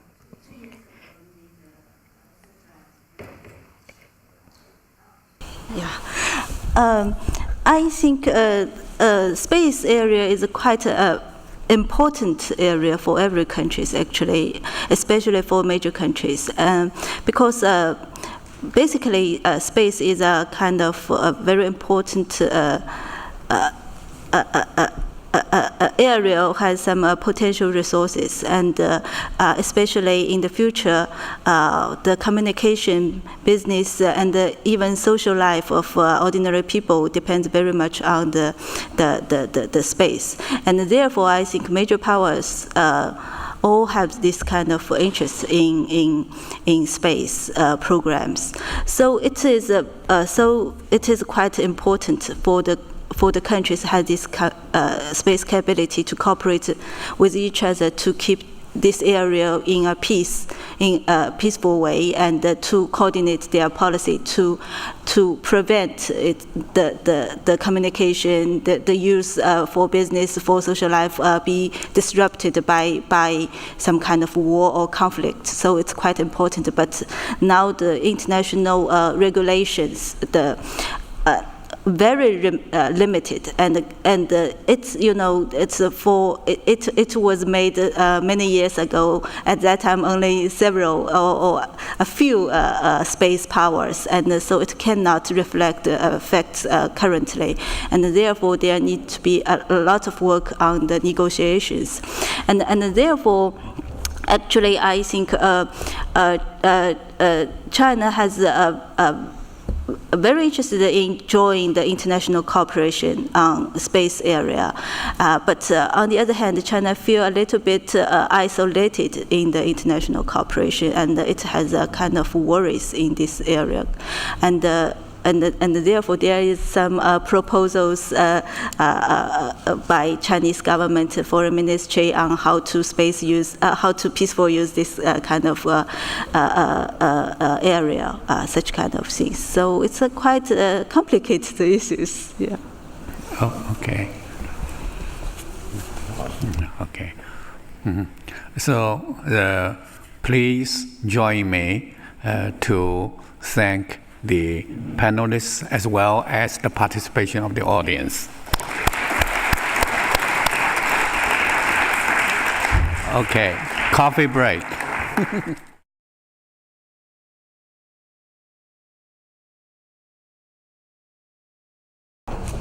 Well, welcome back. We have a very important session now on the proliferation policy and security studies, a very critical issue in the U.S.-China relationship. And we have two excellent presenters. Our first presenter will be Yi King, who is the Executive Director of the Department of International Organization and International Law at the Shanghai Institute for International Studies. He received a doctoral degree in world politics from the very famous Fudan University, and has studied as a visiting scholar at the Truman Institute at Hebrew University in Jerusalem. I've studied there too, so I can also attest a very good institution. He specializes in multilateral diplomacy of China, Middle East politics, China-Middle East relations, and the role of Islam in international relations.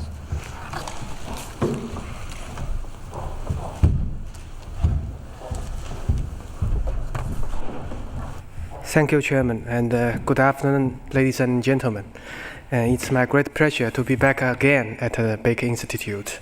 And I also thank you for the audience who stayed so late just for my speech, and I hope I can keep you awake during my speech.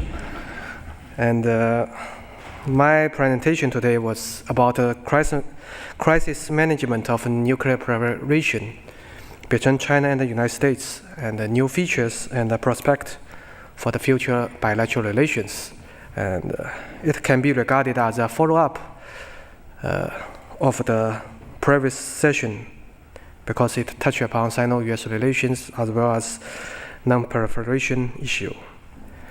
And my presentation will divide it into two parts. The first part will see some of the new features of the US-China crisis management over this crucial issue. And the second one, I will try to see what's the significance for China-US relations. After entering the 21st century, it has become an imminent challenge for both China and the United States to explore new ways on how to manage a nuclear proliferation crisis in a cooperative manner when these crises are getting increasingly complicated and parallel in nature. And the Iran nuclear issue, as well as the Korean nuclear issue, are good examples at this regard. And the cooperation between the United States and China in managing the nuclear proliferation issues has already become an inevitable part of Sino-US relations. Through years of interactions, especially during the last few years, we can observe four main features emerging from this kind of cooperation. The first, I think, we have a new model from ad hoc arrangement to regular communications and coordinations. Judging from the development of the Iran nuclear issue and the Korean nuclear issue in recent years, one can observe that the whole process has been prolonged with seemingly endless rounds of diplomatic negotiations. The consequence is that it requires not only prompt and quick reaction, but also long-term project planning to solve this kind of issue. Accordingly, the cooperation between US and China in this area is also growing out of the model that is primarily based on cases, but rather more on regular and coordinated basis. Through their cooperation, both United States and China has come to realize that only by strengthening big power relations to build more consensus can transnational issues such as the nuclear proliferation crisis, which has close links with other similar issues like anti-terrorism, can be tackled more effectively. Even when the crisis is in hibernation, big powers, and China and the United States in particular, still need to take precautionary measures to keep coordination and communication open between each other and with other big powers. It is obvious that the nuclear proliferation issue has become an indispensable part of the dialogue between China and the United States on both bilateral and multilateral basis. While China's importance and role is growing, and both sides need understanding and support in dealing with these kind of issues, thus confidence has been built up in the course of cooperation, and conflicts has been effectively reduced, which will in turn contribute to the pacification of these issues. And the second point is that the perception has coming from ideology to pragmatism. No doubt that China and the United States share the same objective in preventing nuclear proliferation. However, they differ much in guidelines and perceptions. When interacting in dealing with this kind of nuclear crisis, both countries are also gearing up in perceptions and adjust their policies according to various internal and external conditions. When cooperating with the United States, China hopes that the United States can delink ideology and nuclear issues to take a more pragmatic policy. China believes that the standoff and the military means can only lead to the adversity, which will do great harm to the interest of all parties concerned and the international community as a whole. Through years of cooperation, both countries have come to realize that only through closer international cooperation can international norms safeguarding nuclear non-proliferation be maintained and consolidated. A balance should be struck between the means and the results in order to solve this problem. And the third point is that the regime of cooperation has evolved from precipitation to institutionalization. When cooperating in dealing with this issue, both China and the United States are gradually moving from case by case to long-term effective institutionalized management. With the talks around the nuclear issues becoming more frequent and regular, formal and informal regimes have been established, thus providing a proper platform for better cooperation between big power relations. Both China and the United States have been participated into different levels of these regimes, playing increasingly important roles. The six-party talks is a good example. And besides multilateral regimes, the cooperation between both parties in dealing with this issue has been evolved from expedient arrangement to regular regime of dialogue. And the fourth point is we can see the policy has been evolved from reaction to prevention. And during the last couple of years, with the increasing interactions between the two countries, both sides' policies have witnessed a transition from reactionary response to positive prevention, with more emphasis on applying comprehensive and integrative measures to settle the crisis. Both two countries have come to realize that it would be better for precautionary measures beforehand rather than damage control after the crisis. It is especially true for nuclear proliferation issue, since the consequence of such a failure in prevention will be disastrous. Past experience has indicated that big power cooperations, and especially between China and the United States, is very crucial. And fundamentally speaking, the solution of nuclear proliferation lies in the improvement of the international security environment by making relevant states feel more secure in order to eliminate their quest for developing nuclear weapons. Prevention cannot be done by force, but based on the general improvement of the macro environment through adhering to new security concepts that cherish mutual trust, mutual benefit, equality, and cooperation as its core concept. So that's the four main features I have observed from the Sino-US cooperations in this regard.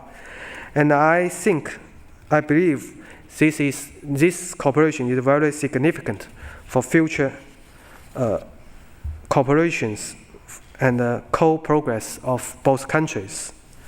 And I see there will be three significances.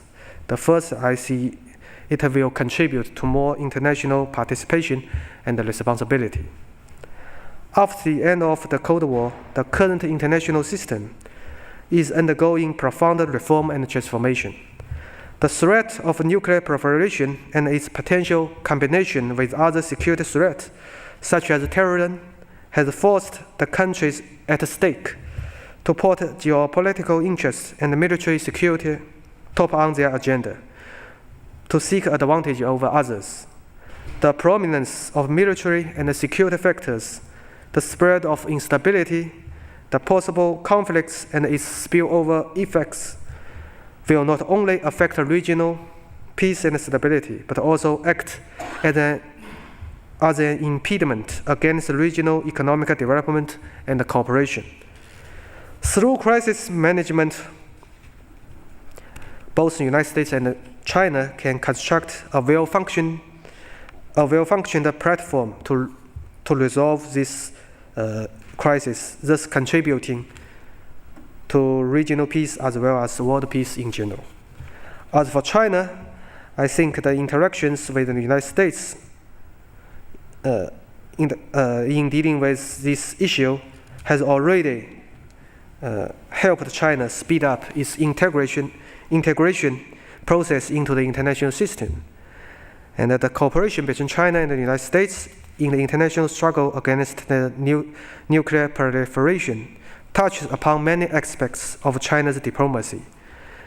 China's active participation in this regard has expanded China's room for diplomatic maneuvering and has shown China's posture of multi-dimensional diplomacy, rendering it with more opportunities to learn how to handle global issues.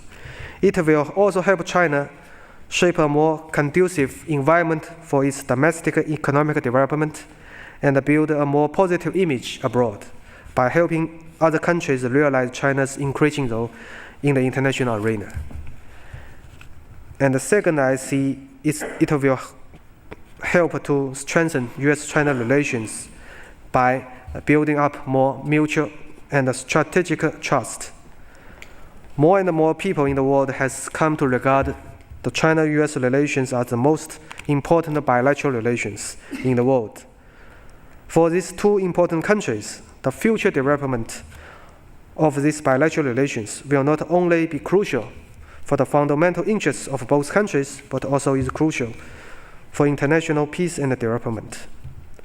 The bilateral cooperation in the nuclear proliferation issue will help mediate divergence ease tension, conciliate interest conflicts between these two countries, which will lead to greater strategic mutual trust in order to better understand each other's concerns. Moreover, it will also contribute to multilateral diplomacy through the bilateral relations in helping shaping a better sub-regional security environment. The multilateral crisis management process, especially in the nuclear proliferation area, has become a highlight in bilateral relations.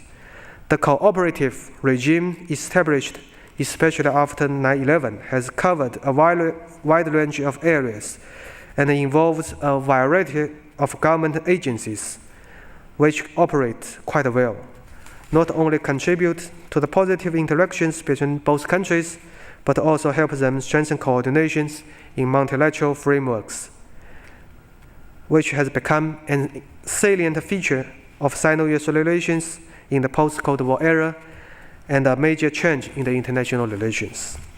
And the third and the last contributing factor is that I think the cooperations in this field will help contain unilateral actions from both sides. Although US and China share many in common in preventing nuclear proliferation, they differ in policies and perceptions in many aspects. And the cooperation will help maintain a balance to effectively contain unilateral actions by either side, based primarily on national interests. The reason why nuclear crisis is getting more and more complicated and hard to be resolved in a short time lies in the hands of big powers, who seek to link these issues with its geopolitical interests. Therefore, nuclear issues cannot be seen as a pure legal or technical issue, but rather a political one. What's behind the scene are games that big powers play. It seems ironic that on the one hand, big powers are sometimes reluctantly dragged into this issue, but on the other hand, difference and divergence in their political calculations hamper the ultimate solution. Therefore, cooperation between major powers is inevitable to solve the threat of nuclear proliferation. I think both the United States and China should play a leading role in this regard, which the Korean nuclear issue has established a good example, and their cooperation will contribute to coordinated efforts rather than self-centered approach. So I'd like to sum up my presentation. I think the cooperation between the United States and China go far beyond bilateral ones, and the interactions between China and the United States in this field will help both countries to deal with the most prominent challenges the international system facing today by the means of cooperative management. This issue is a subtle issue, since it involves many actors and big powers in particular, with different interests intermingling into each other. The solution relies upon mutual coordination and compromise between major powers, because its result will directly influence distribution of powers in the international system and the future direction, in which both China and the United States has a major stake and special responsibilities. Since 2004, the cooperation between China and the United States in managing multilateral nuclear crisis has not only helped to maintain the nuclear non-proliferation regime, but also helped to stabilize regional and international situation. By playing more active role in solving this issue, China effectively improves its relations with the United States and builds a positive image as a responsible world power. As China emerges, the international society places high expectation on China, and China is willing and ready to take proper responsibility that can measure it to its capability, in which the nuclear non-proliferation is a field that China is both willing and capable to make her contributions. I think in the future, China and the United States will have more in common and find each role complementary. The future cooperation is not only good for the bilateral relations, but also will exert far-reaching effect on the ongoing transition of the international system. Thank you.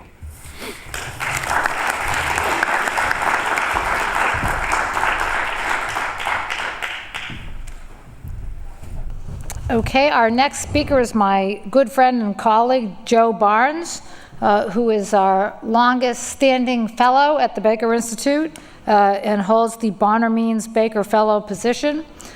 His specialization is on geoeconomics, and he's done a tremendous amount of work on the geopolitics of energy, written a lot of interesting studies for the energy program at the Baker Institute, and his work has appeared in many different publications in the United States, including the New York Times, the Houston Chronicle, and the Oil and Gas Journal. He is a contributor to 2 volumes, Energy in the Caspian Region and United States Tax Reform in the 21st Century by Cambridge University Press. And he has also participated in the Natural Gas and Geopolitics volume, and is the advisor to our student forum, which he does a great job with. Thank you very much, Joe.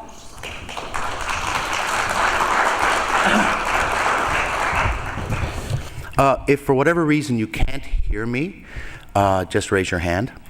I'd like to begin by thanking everyone in the audience for staying. I was watching very carefully during the previous presentation, and to my surprise and delight, not one person was asleep, and I only saw one person yawn. I hope she knows who she is. I will try to keep my remarks brief. I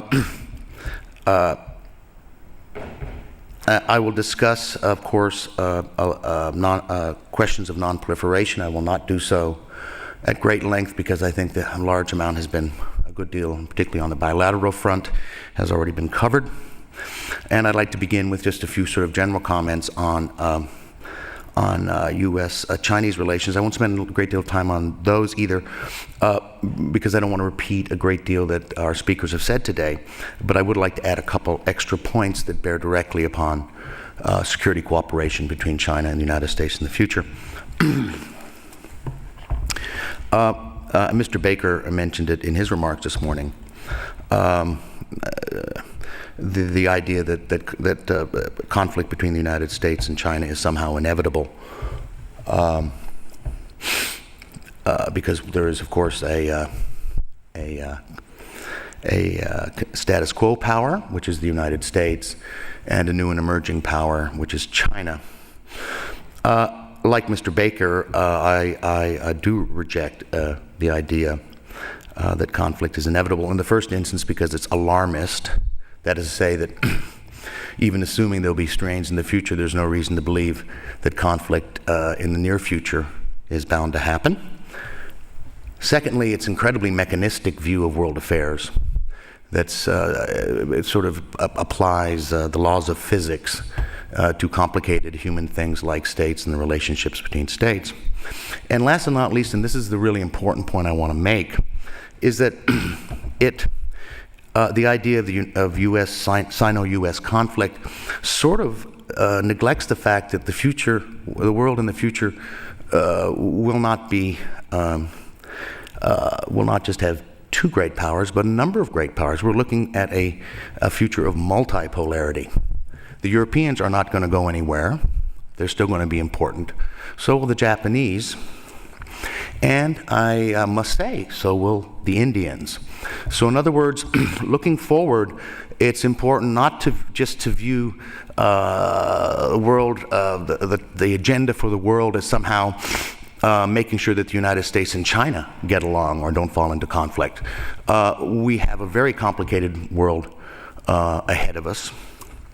And one could easily imagine an outcome just as bad as conflict between the United States and China, based on a sort of shifting balance of power between the various major states in the future. There are individuals in the United States, not in government, who who see the potential, for instance, of a U.S.-Indian cooperation against China. Although not all of the individuals supporting the concept are in any way anti-Chinese, but a number of people, scholars in the United States, who support the concept of a concert of democracies as a major international organization, clearly see it as a mechanism to create an institution that would exclude China, but include countries like India.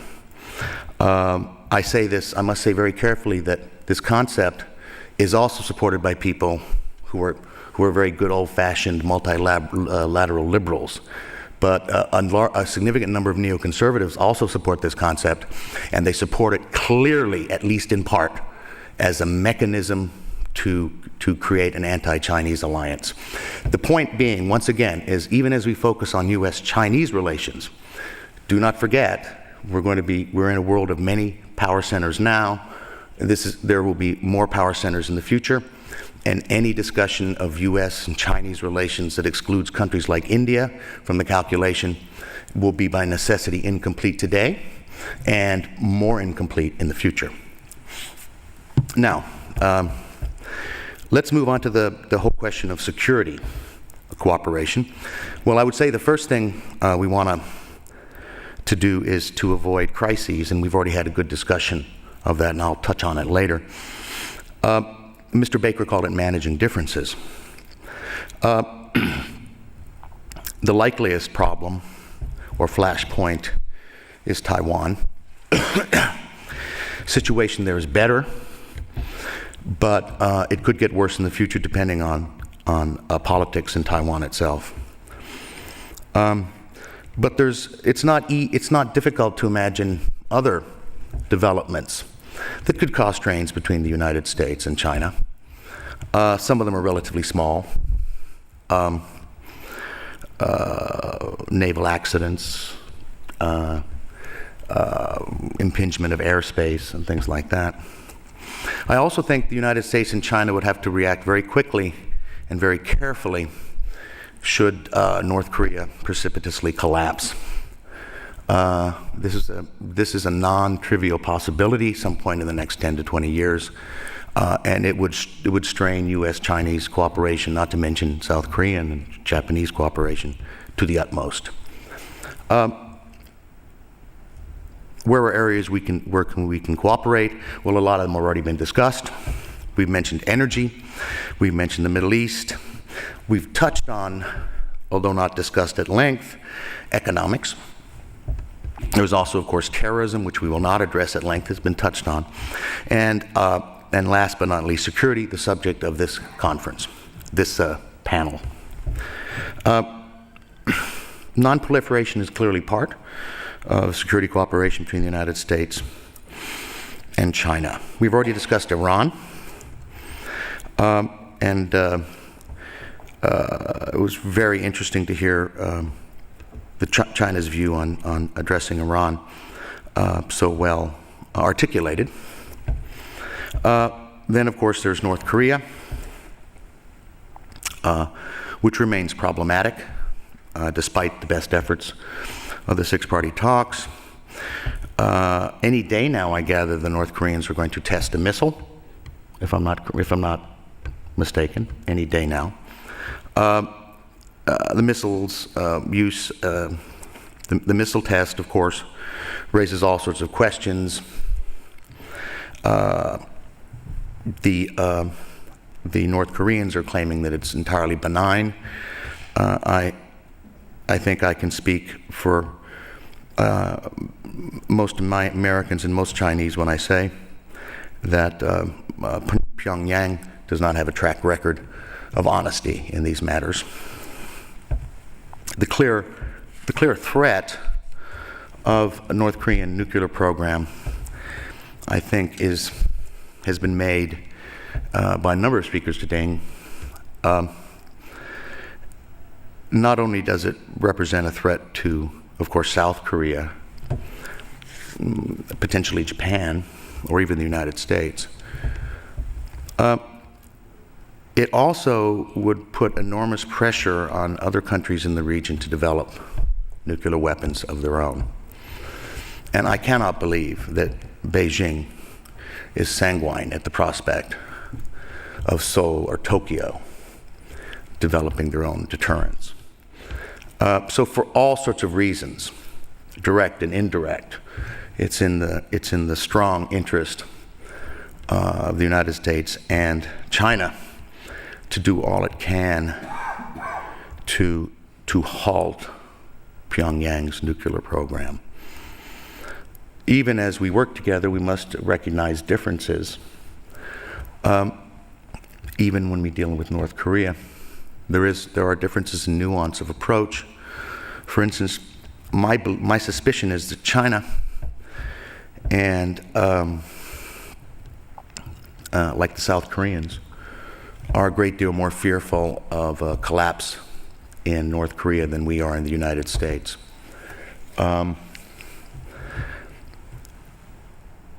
For South Korea, of course, a collapse in the North would mean a huge expenditure of monies associated with reunification, an expenditure that would dwarf in relative terms the amount of money West Germany spent on its reunification. And of course, China, which is already enduring a certain number of refugees from North Korea, could expect a great deal more if there was a complete and absolute collapse in North Korea. I'm just pointing out that there are, although there are common interests, there are differences in nuance as well in our interests. Moving beyond North Korea into a broader arena, there's a lot of areas of potential cooperation. Most of them we're talking about small steps or first steps, but given the enduring importance of the United States and China to the world system, these first steps are important steps. The possibility of some cooperation on Afghanistan between the Shanghai Cooperation Organization and NATO.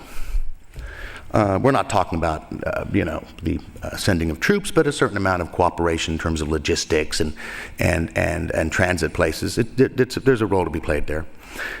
Arms control. Now look,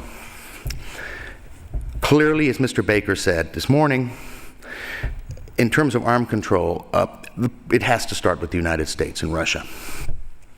I actually looked up the number of warheads we each have. It's some ridiculous number. We have 4,300 and the Russians have 5,291. There is simply no rationale whatsoever for arsenals of this size. And the Obama administration is to be commended for making arms control and further reductions in these nuclear arsenals a top priority. But as we move forward, there will have to be a time when we need to bring China into the negotiations.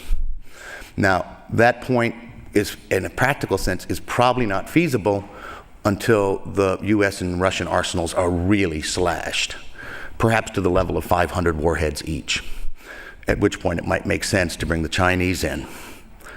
There might also be the need to bring in India at some point into these negotiations. The problem, of course, is where do you stop? Once you bring India in, do you have to bring Pakistan in, for instance? A complicated situation. It was touched on in a question and answer, but another area of that could be an area of cooperation, but could also be an area of immense conflict, is the militarization of space. This is an area where the United States has a clear advantage over China and many other countries. There is scope for cooperation in this regard, but it will require a great deal of work to convince, within the United States, to convince individuals in our strategic and military elites that the United States should be willing to enter into binding treaty commitments on the exclusive peaceful use of space, even though we currently possess a huge technological advantage in the field. This is going to be a hard sell, but I think it's an area that there is potentially a sell. There's, of course, expanding military contacts between China and the United States. Talks to expand military conflicts, I gather, resumed last month. I think they're vital, purely as a confidence-building measure. The more Chinese officers know more American officers, the better the world is, I think. If only because you know where the other person is coming from and what they're thinking about. It's not the end of cooperation in the military arena either. There, of course, is the possibility of joint exercises, perhaps starting, there's some talk of this, perhaps starting in terms of rescue or anti-piracy, not just with the United States, but perhaps with ASEAN countries as well. And I think a beginning stress on non-traditional cooperation, military cooperation, in terms of emergency, evacuation, rescue, is a very good way to build up levels of cooperation without delving into extremely sensitive areas. The bottom line is that there are vast areas for cooperation, but that reaching that cooperation in the security arena in particular will not be easy. Now look, almost certainly the relative power of the United States will decline over the course of the next 25 to 50 years. Note I said the word relative. The United States will be richer, and hopefully Americans will be more secure. But there is little doubt that slowly but surely over the course of the next 25 to 50 years, our relative power will decline in the world. China's relative power will increase in the world. I have mentioned I don't believe this is necessarily a recipe for conflict. And I will not now speak for China, but I will speak for the United States, or speak about the United States. The United States will have great psychological difficulties accepting this relative decline. Do not underestimate the pride, and in many ways the rightful and perfectly understandable pride Americans have in their country's preeminence. But it will be an impediment. All questions of Chinese behavior aside, it will be an impediment to U.S.-Chinese relations in the years and decades to come. Some of you may have read a wonderful article by John Eikenberry. I think it was last fall in Foreign Affairs. I know John very well, and a wonderful man he is too. And it's about how the United States and China can set up a world arrangement that protects the interests of both countries as we go through this historic shift. And the idea is to embed China deeper, right, in international agreements that restrain Chinese behavior. Rather like American behavior was restrained through NATO. It's not as though we're just, our behavior too was restrained through NATO. But I remember asking John one time, I said, well, that's all very well and good. But I said, in 25 years, do you really think China is going to be sanguine about the U.S. 7th Fleet 22 miles off its coast? And the answer is no, right? Which is not to dismiss John's thesis or his specific proposals, which I think are, the thesis is fascinating and the proposals are useful. But even an American as forward-looking and enlightened as John Eikenberry was sort of surprised when I asked him that fundamental question, which is, do you think the Chinese are going to be happy, no matter what the relationship between the United States and China, no matter how friendly, will the Chinese accept the U.S. fleet 22 miles off its coast? Because we would never accept a huge foreign fleet 22 miles off California's coast. I'm just pointing out, is conflict inevitable? By no means. But we should also we should also realize there's some huge impediments ahead, some of which are psychological. Thank you.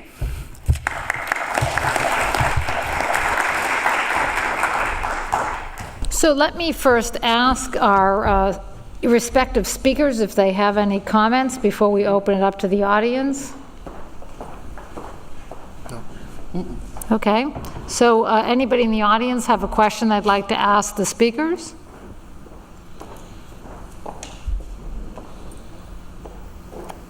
Can you hear me now? Okay, great. I just had a question based, Dr. Barnes, on what you just talked about regarding... That's Mr. Barnes, Mr. unfortunately. Barnes. Yeah, I just assume everyone at this university has a doctorate. That's what happened to me so far. Yeah, so. they do too. Anyways, but regarding what you just talked about the U.S. not ignoring other countries because there are other countries in this world besides China, based on the rhetoric at this conference and then in terms of Sino-American relations as a whole, do you feel like maybe the U.S. is kind of pushing to be friends with China at the exclusion of other countries, kind of like in a way we bonded with Britain over both of us being Anglo in relation? Well, do you want to? Well, look, I think a little bit of that is the usual hoopla surrounding a G20, where they talk about chiefs of states and their spouses as though we're talking about a high school dance, right? Everyone is jealous of everyone else, and Obama's talking too much to the Chinese, and the other ones are feeling bad about it. I think there's a real immense of rubbish that comes out do you agree, Ed, in the coverage of these events? No, I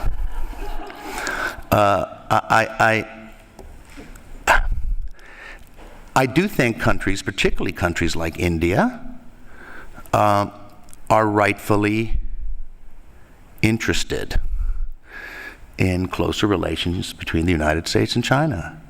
They do so because they believe, on balance, that such closer relations are injurious to their interests. Yeah, I think there's a little bit of that. Not a huge amount, but a little.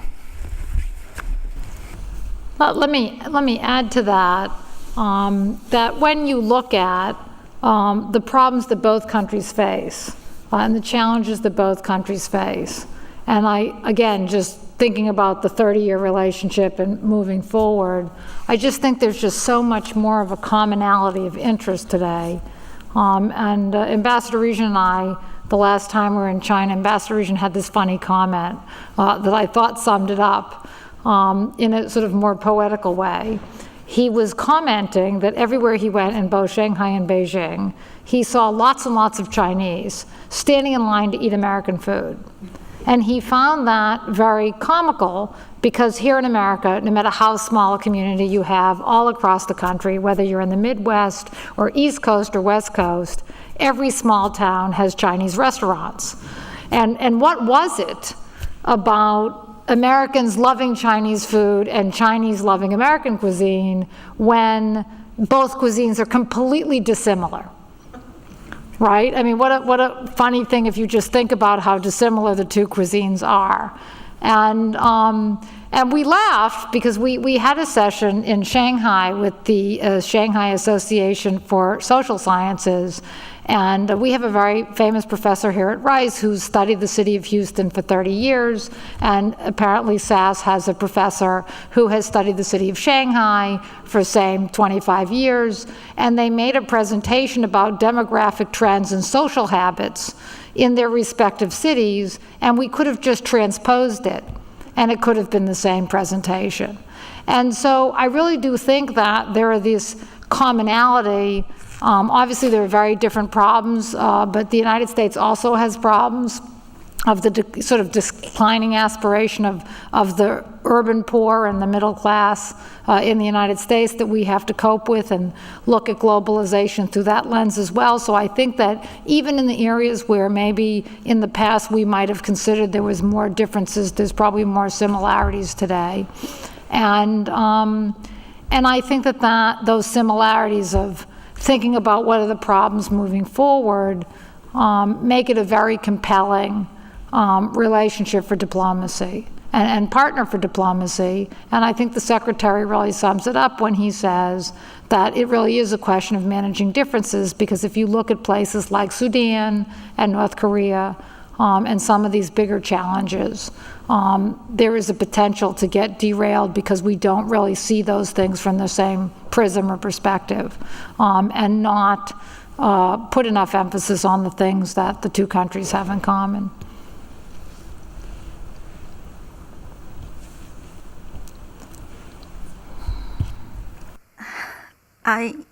Personally, I'm very interested in arms control non-proliferation issues. So I think here is maybe one more element we should consider when talking about the nuclear reduction or arms control, that is the missile defense system in the United States. I know that there have been for many years in the United States a debate on whether the United States should develop deployment missile defense. And actually, if you look at this issue from China or Russian perspectives, this is really an element complicated strategic relations between United States and other nuclear powers. And from China's view, at least in the Russia case, the United States is willing to discussing negotiation this kind of issues with the Russian counterpart. But in China case, there is no such kind of dialogue, negotiation, and China not be involved in the dialogues on the topic. And therefore, I'm just thinking when Mr. Barnes talk about maybe U.S., Russia reduce their nuclear arsenals to 500, maybe China can involve in. 500 is quite low numbers. I'm just wondering whether these two countries can reduce their arsenal to below 1,000. And even in the process, I think missile defense still is an element letting other countries think that maybe whether we need more offensive weapons, things like this. So I think this is also factor need to be considered. Do you want me to? Yeah. I couldn't agree with you more. I think it's going to be incredibly difficult to bring it down to 1,000. I just threw the 500 number out because it seems to me to be, a number at which point you can get the Chinese engaged, because it's, if you engage the Chinese at the 2,500 level, right? What is Beijing going to ask for? The same as the Americans and the Russians, right? And with all due respect. And therefore we end up, we do cut American and Russian arsenals, but the Chinese double theirs. So, I'm not making an argument against China. I'm making an argument that it's incumbent on the United States and Russia to cut as low as they can, not just in and of itself, but because it eases truly equal negotiations with China. I don't want to get in the situation where we're in negotiations that lead to China increasing the number of their warheads, is my concern. That's why I said we should start with the United States and Russia and drive it. But you're quite right. I'd love to see us get to 1,000, but I'd love better to get to 500, because there's simply no conceivable strategic reason to have more than 500 superbly targeted nuclear weapons. How many times over do we have to kill each other? I don't understand. I would add on the subject of missile defense, going back to Professor Yee's presentation, and that is because he made the very important point that if states feel more secure, that is a better way to promote these kinds of arms and non-proliferation agreements than trying to do so by force. And I think if you look at the problem areas that we've discussed today, like North Korea and Iran, it's a much harder sell in the United States and among our allies to say that we should just completely abandon missile defense. If you have the leadership in North Korea telling William Perry that their goal is to destroy the city of San Francisco, or if you're sitting in Europe and you know that an Iranian missile can reach Europe. So I don't think the things are disconnected. I think the big powers like to discuss it. The Russians like to discuss it, that it's just, U.S. encirclement in Poland, without considering the idea that the United States actually considers smaller countries a risk. But I think the sort of post-September 11 lesson is that Americans, and I think people from other countries are very skeptical of this, so I repeat it every time I'm in an international audience, Americans were honestly concerned after September 11. And it might have seemed like a small number of people got killed compared to the number of people who've gotten killed in previous armed conflicts that had come before it. But the idea that some country very far away, whose politics most Americans don't understand and certainly cannot control, would have the capability to wake up in the morning and make an irrational decision, is one that is on the minds of all Americans, really honestly. I think in a very permanent way, in a much stronger way than it was 10 years ago. Although I will admit that the Eastern Europeans really didn't want the missile defense. We had to shove it down their throats, for what it's worth.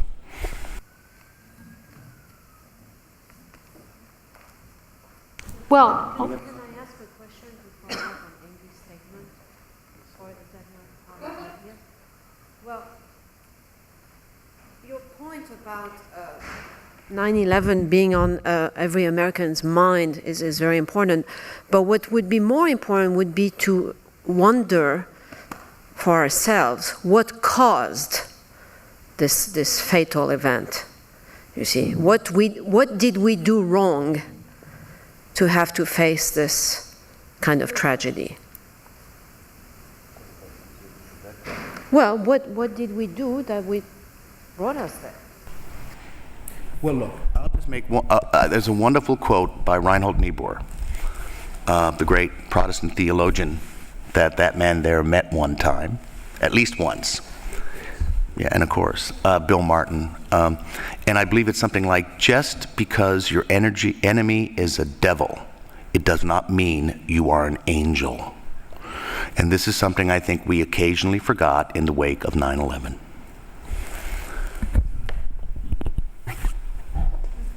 Well, I want to thank I'm sorry. Just one last question for Mr. Barnes.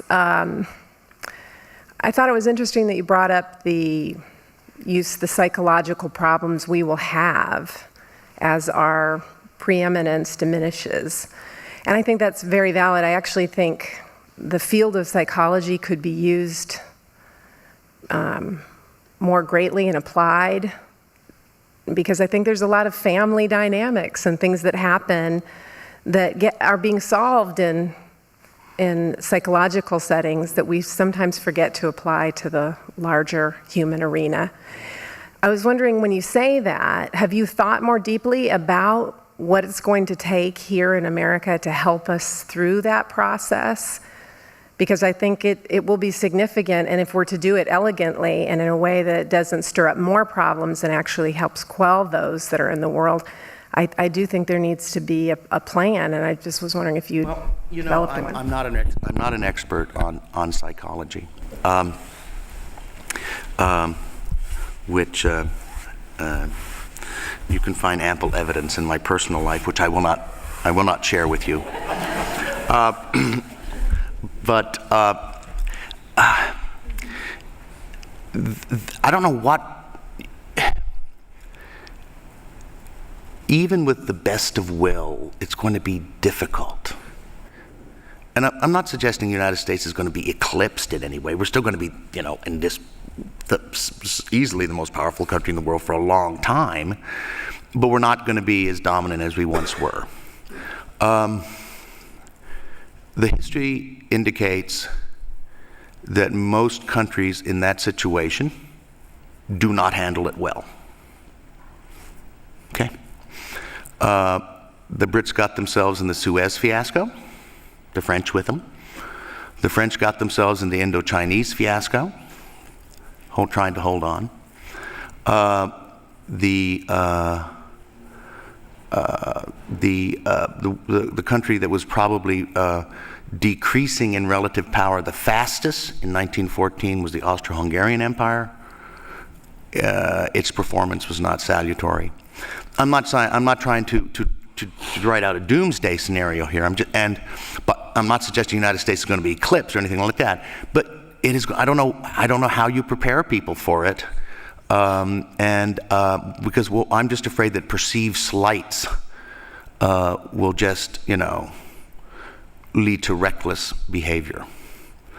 I don't know how you give an entire population Prozac, although sometimes I think we're getting pretty close in the United States. I think you could look at it in a different way and think about World War II as an example, where perhaps our focus, in a way, I think even with this election, has already shifted a little bit. So is your identity wrapped around being the biggest, strongest military unilateral superpower, right? Or is your identity wrapped around those things for which your country is also famous for, such as arts and culture, right? Our contribution to global arts and culture is, fairly unsurpassed. If you think about the transition that Japan made after World War II to becoming such an incredible power in technology and engineering, there are many pathways to being a great country that does not involve a militaristic society.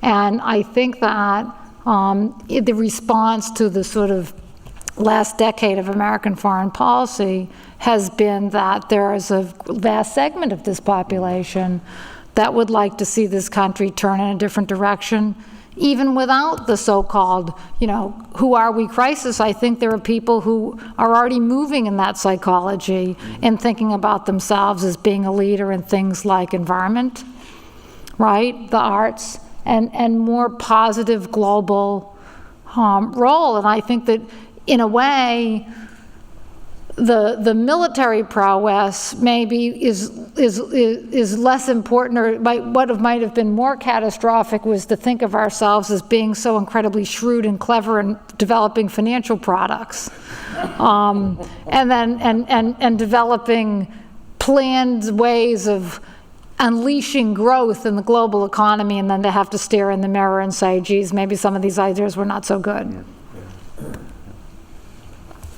The conversation has been between nations, and we are in this global society, which is both trans and supranational.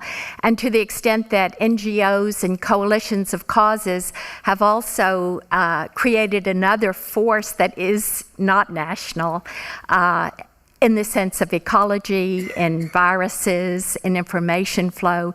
To what extent do you think that will be in the mix of these solutions?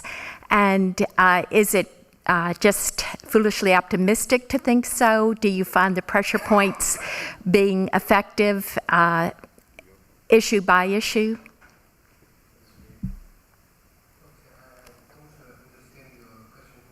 You're talking about the NGO role in international. So civil society is very globalized, or moving to a very globalized way, and we're having different groups that are beyond nations.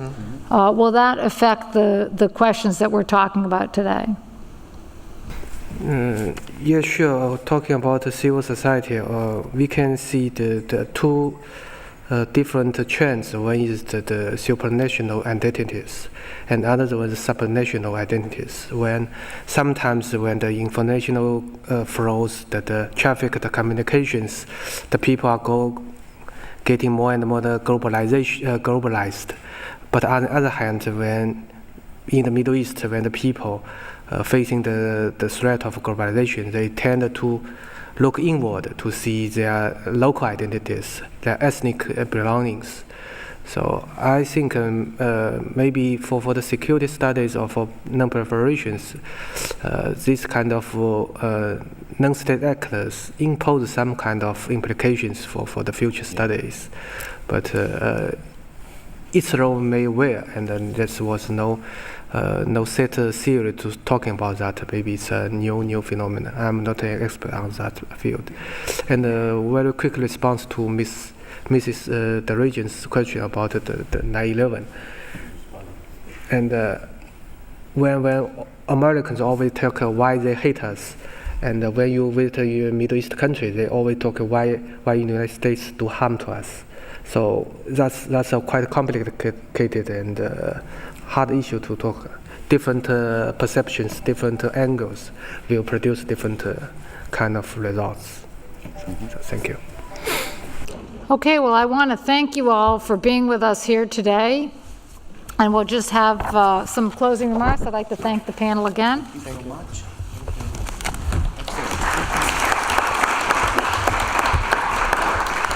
Well, Professor Yang and I wish to just briefly thank you all for coming, those who are absent and those warriors who have stuck through the whole day. And for my part, I think this was a superb dialogue that we had from our keynote speakers to the panels, and we look forward to being in Shanghai to continue our collaboration. Thank you very much for all your company. Thank you. And I also would like to thank our Baker Institute counterpart and all the audience here. And it is not very common for Americans to talk about things in the framework of 30 years. That's true. So That's true. We are very historical and with philosophical, and we are talking about not only the state actors, also civil societies and the people to people and networking. So I'm quite sure if we can stay on this track, and we are on the right track. Thank you. Thank you. Thank you very much.